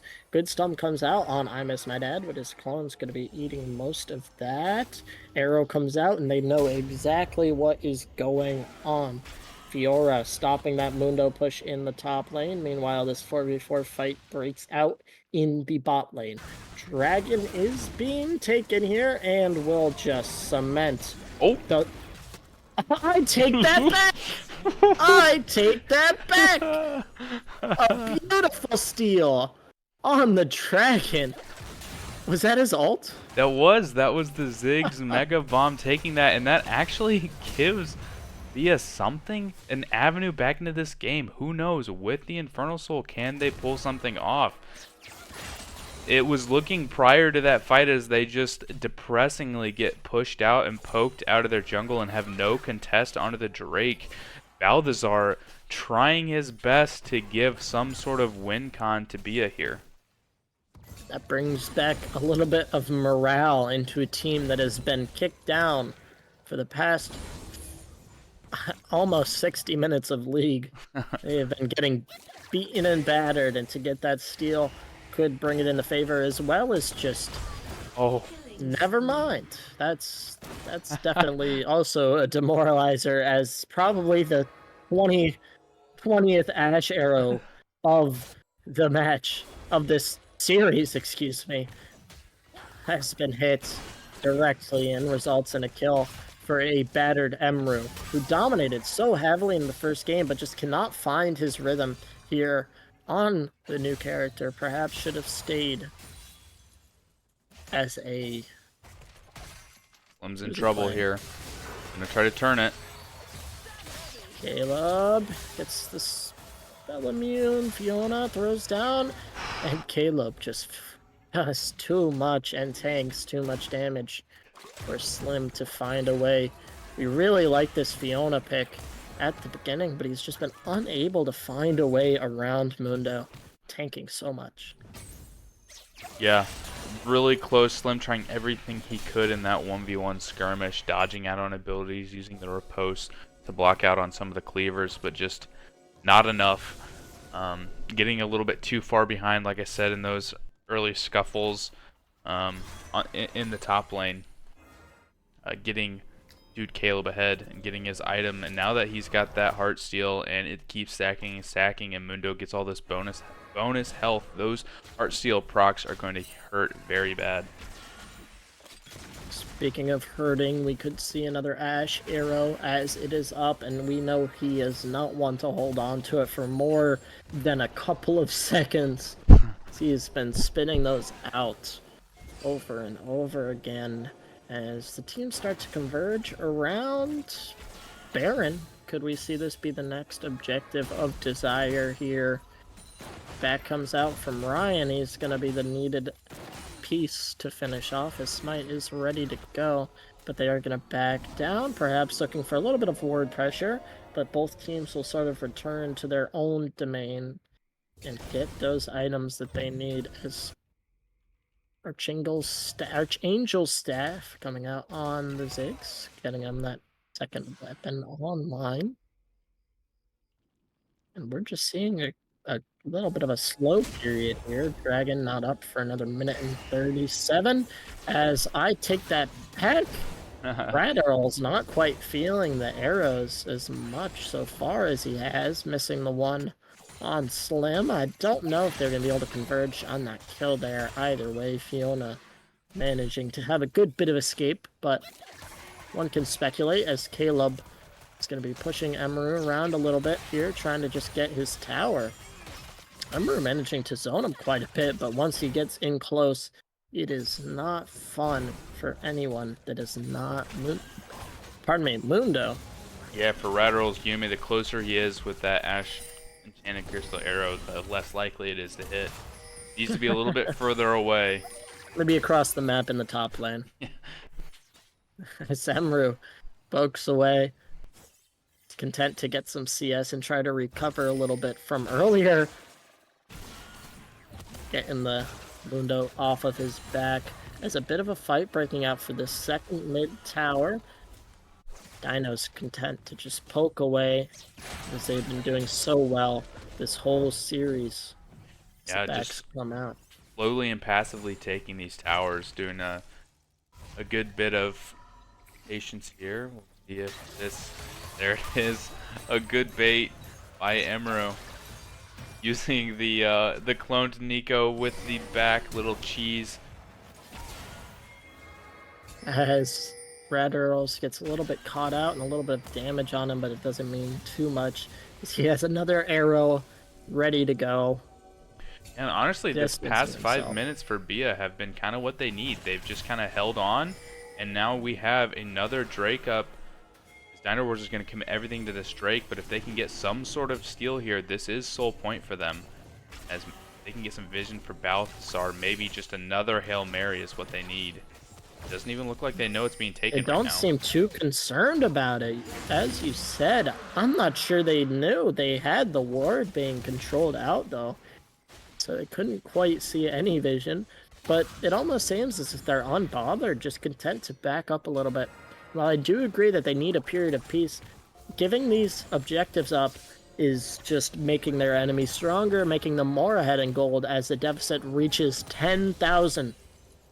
Yeah, definitely don't think they can scuffle for these or fight for these objectives, but at least throwing some sort of Hail Mary out, like I said, for a steal could be something they could look for.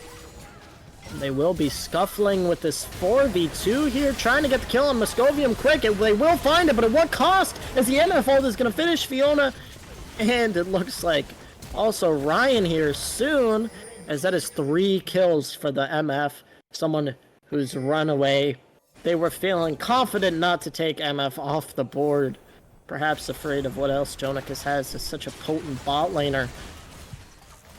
But looking in hindsight, maybe they were a little bit too confident not to take either the Ashe or the MF off the board.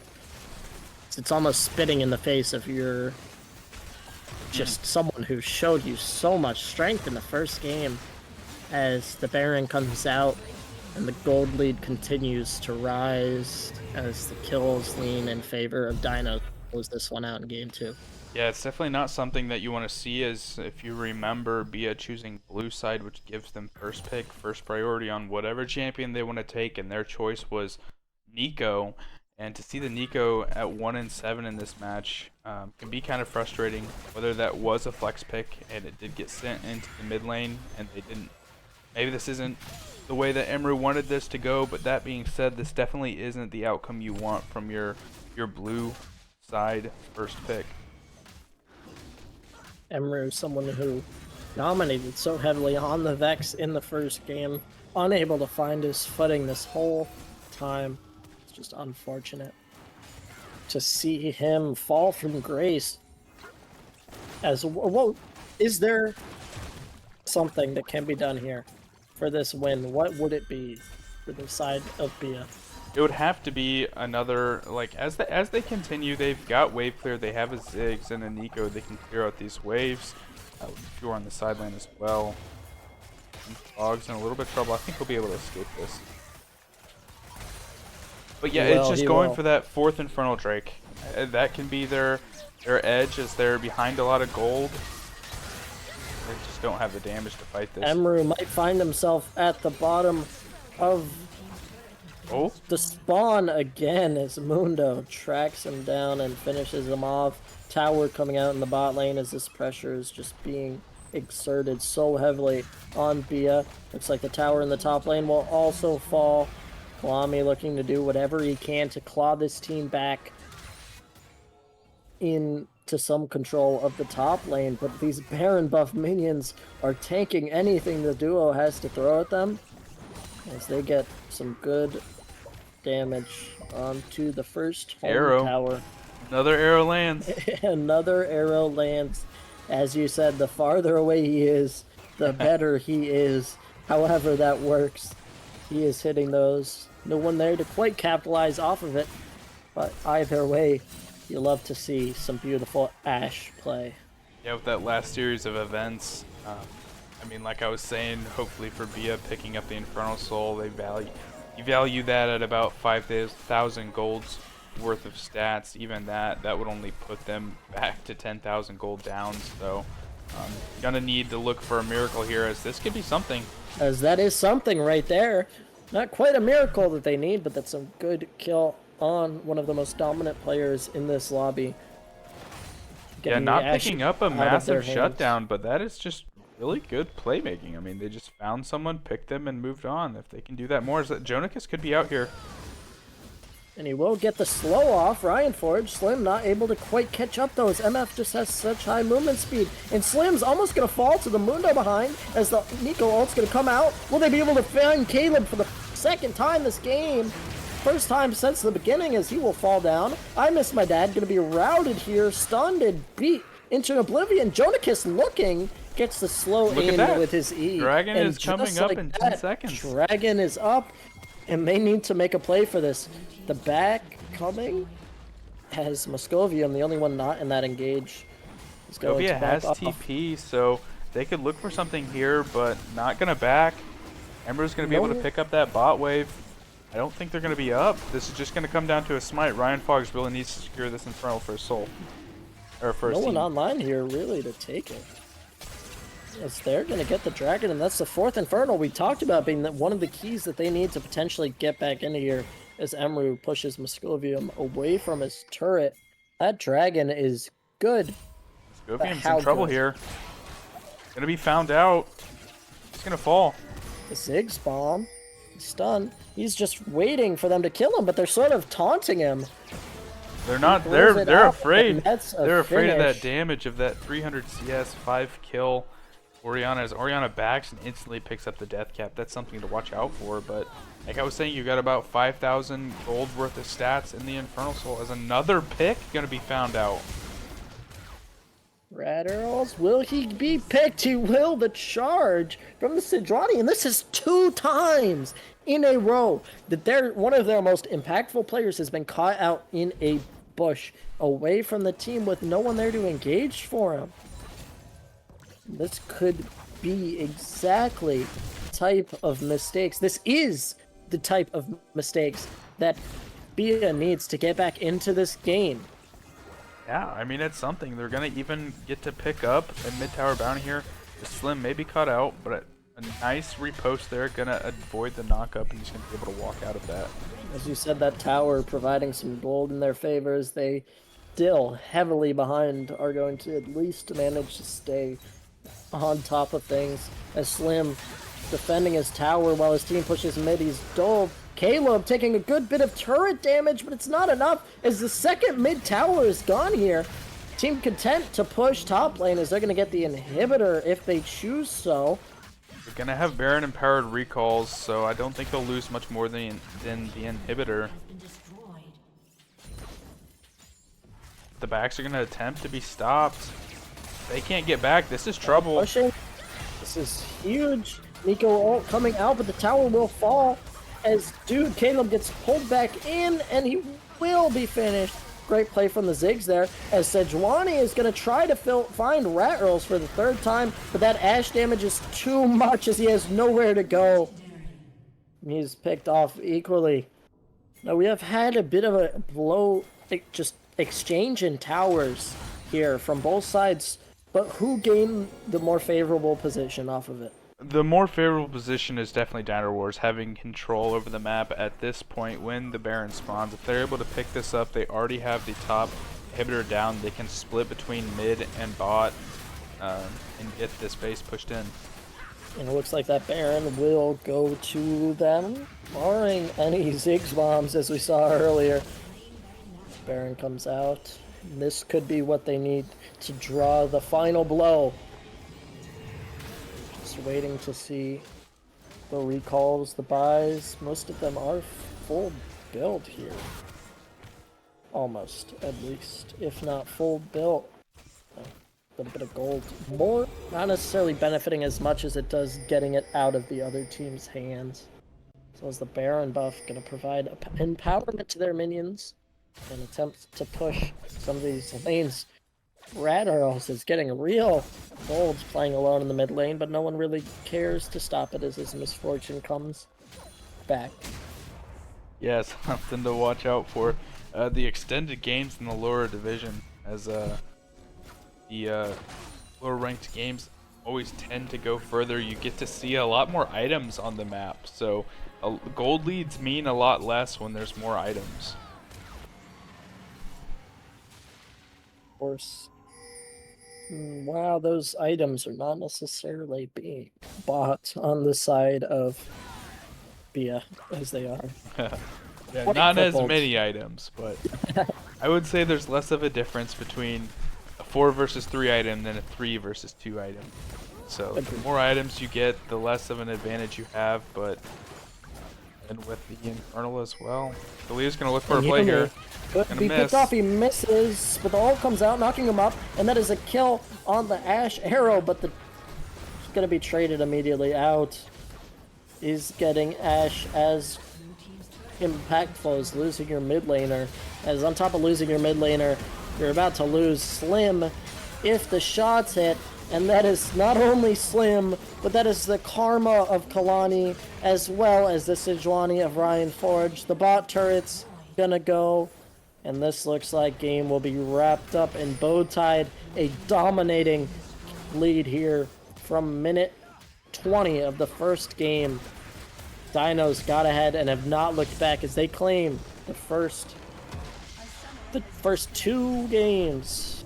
Yeah, the first series win of the lower division goes to Dino Rawrs. So congrats to them. And B.E.A definitely towards the end of the game started to figure out a little bit of what their comp was built around, and we saw some execution. Even being down at 1k gold, they were able to find picks across the map, so things to build on for them. But dominant performance from Dino Rawrs, specifically the bot lane, Jonakis and the Ashe arrows, both games from Rawrs Yumi. And I think we actually are going to be able to talk to Rat Earl's Yumi here, so I'm gonna pull him in for a post-game interview. I find the correct chat, and here he comes. Oh, I just Ladies pulled you and mid-conversation. Gentlemen, Yep. mid-conversation, we have the downtown Arrow Master himself, Rat Arrows Yumi. Welcome. Yeah, I go by Rat, but yes. Rat it is. Rat. Cooking with Ash, and they left you unbanned. What went through your head the second that you saw the unbanned Ash in the second game? I just thought that these guys have to be crazy, man. I'm throwing these Rs on repeat. They're gonna get mental damage.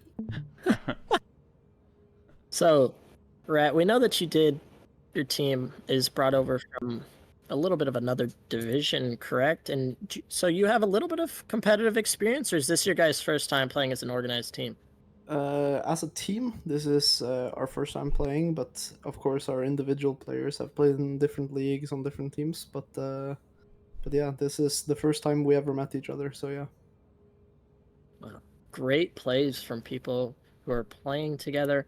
Now, Rat, we do have to keep it civil because this is the main commentary, but there was a little bit of banter going on between the mid laners and definitely some play to back it up on both ends. Can you give us a little insight on the comms, on the chats, on the VCs going on there? Well, so our mid laner thought this was a scrim, so I don't think he knew there was rules about this.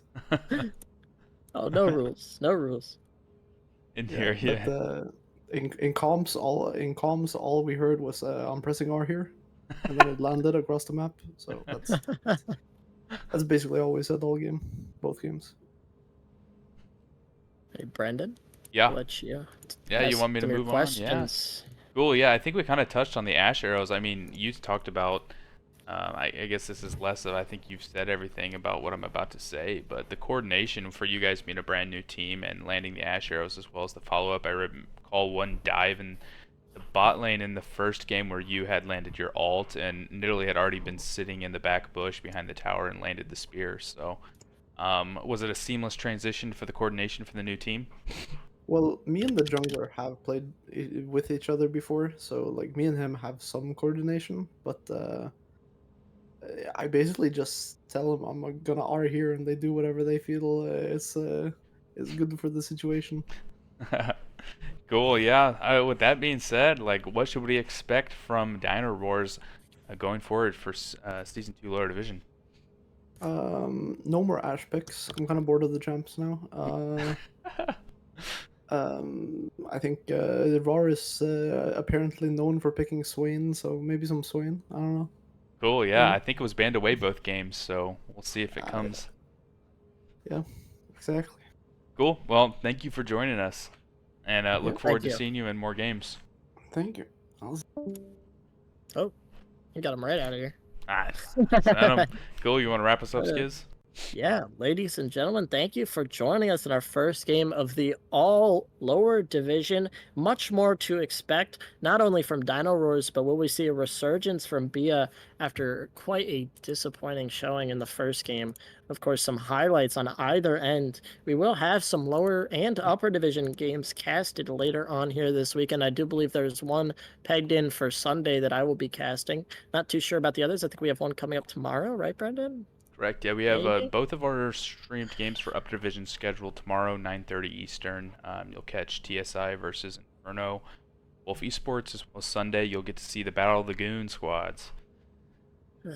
So much exciting things to look forward to, and we hope that you are back to join us next week. Thank you, lady. Next week, this weekend. I don't. You know what? Everybody have a great night. Take care.